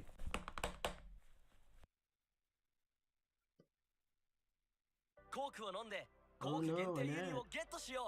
You're taking the mood out of the... Oh boy. Yes. Hi. 中古でも内装にはこだわりたい。キッチンもお風呂もトイレも最新がいい。しかも Ambiance, no music, sounds of mystery cave forest. Alright. Where was I? Okay. It's called They Are Both Dead in the very same bed. And neither one knows it. That the other one's dead. Baroom, baroom. Oh wait, the tune of the Irish washerwoman. Oh, okay, so it's a song. And we have, how many more stories we have left? Okay, we have our final story for today. It's a long one, or it's longish. It's called Thumpity Thump. When we moved to Cincinnati from how do you pronounce this? I know Cincinnati and Harry. I'm not American. I don't know how to pronounce this. Hari. We rented a house, awful cheap, cause it was spooked and nobody would live in it. But we didn't care, cause we didn't take no stock in spooks. We had gone to bed the first night, dog tired from riding in a wagon all day. We hadn't had time to shut our eyes when we heard a thumpity thump coming down the attic stairs. I covered my head with the blankets, but I couldn't shut out the sound. Thumpity thump, it went. I could hear it plain as day. Past the bedroom door, thumpity thump,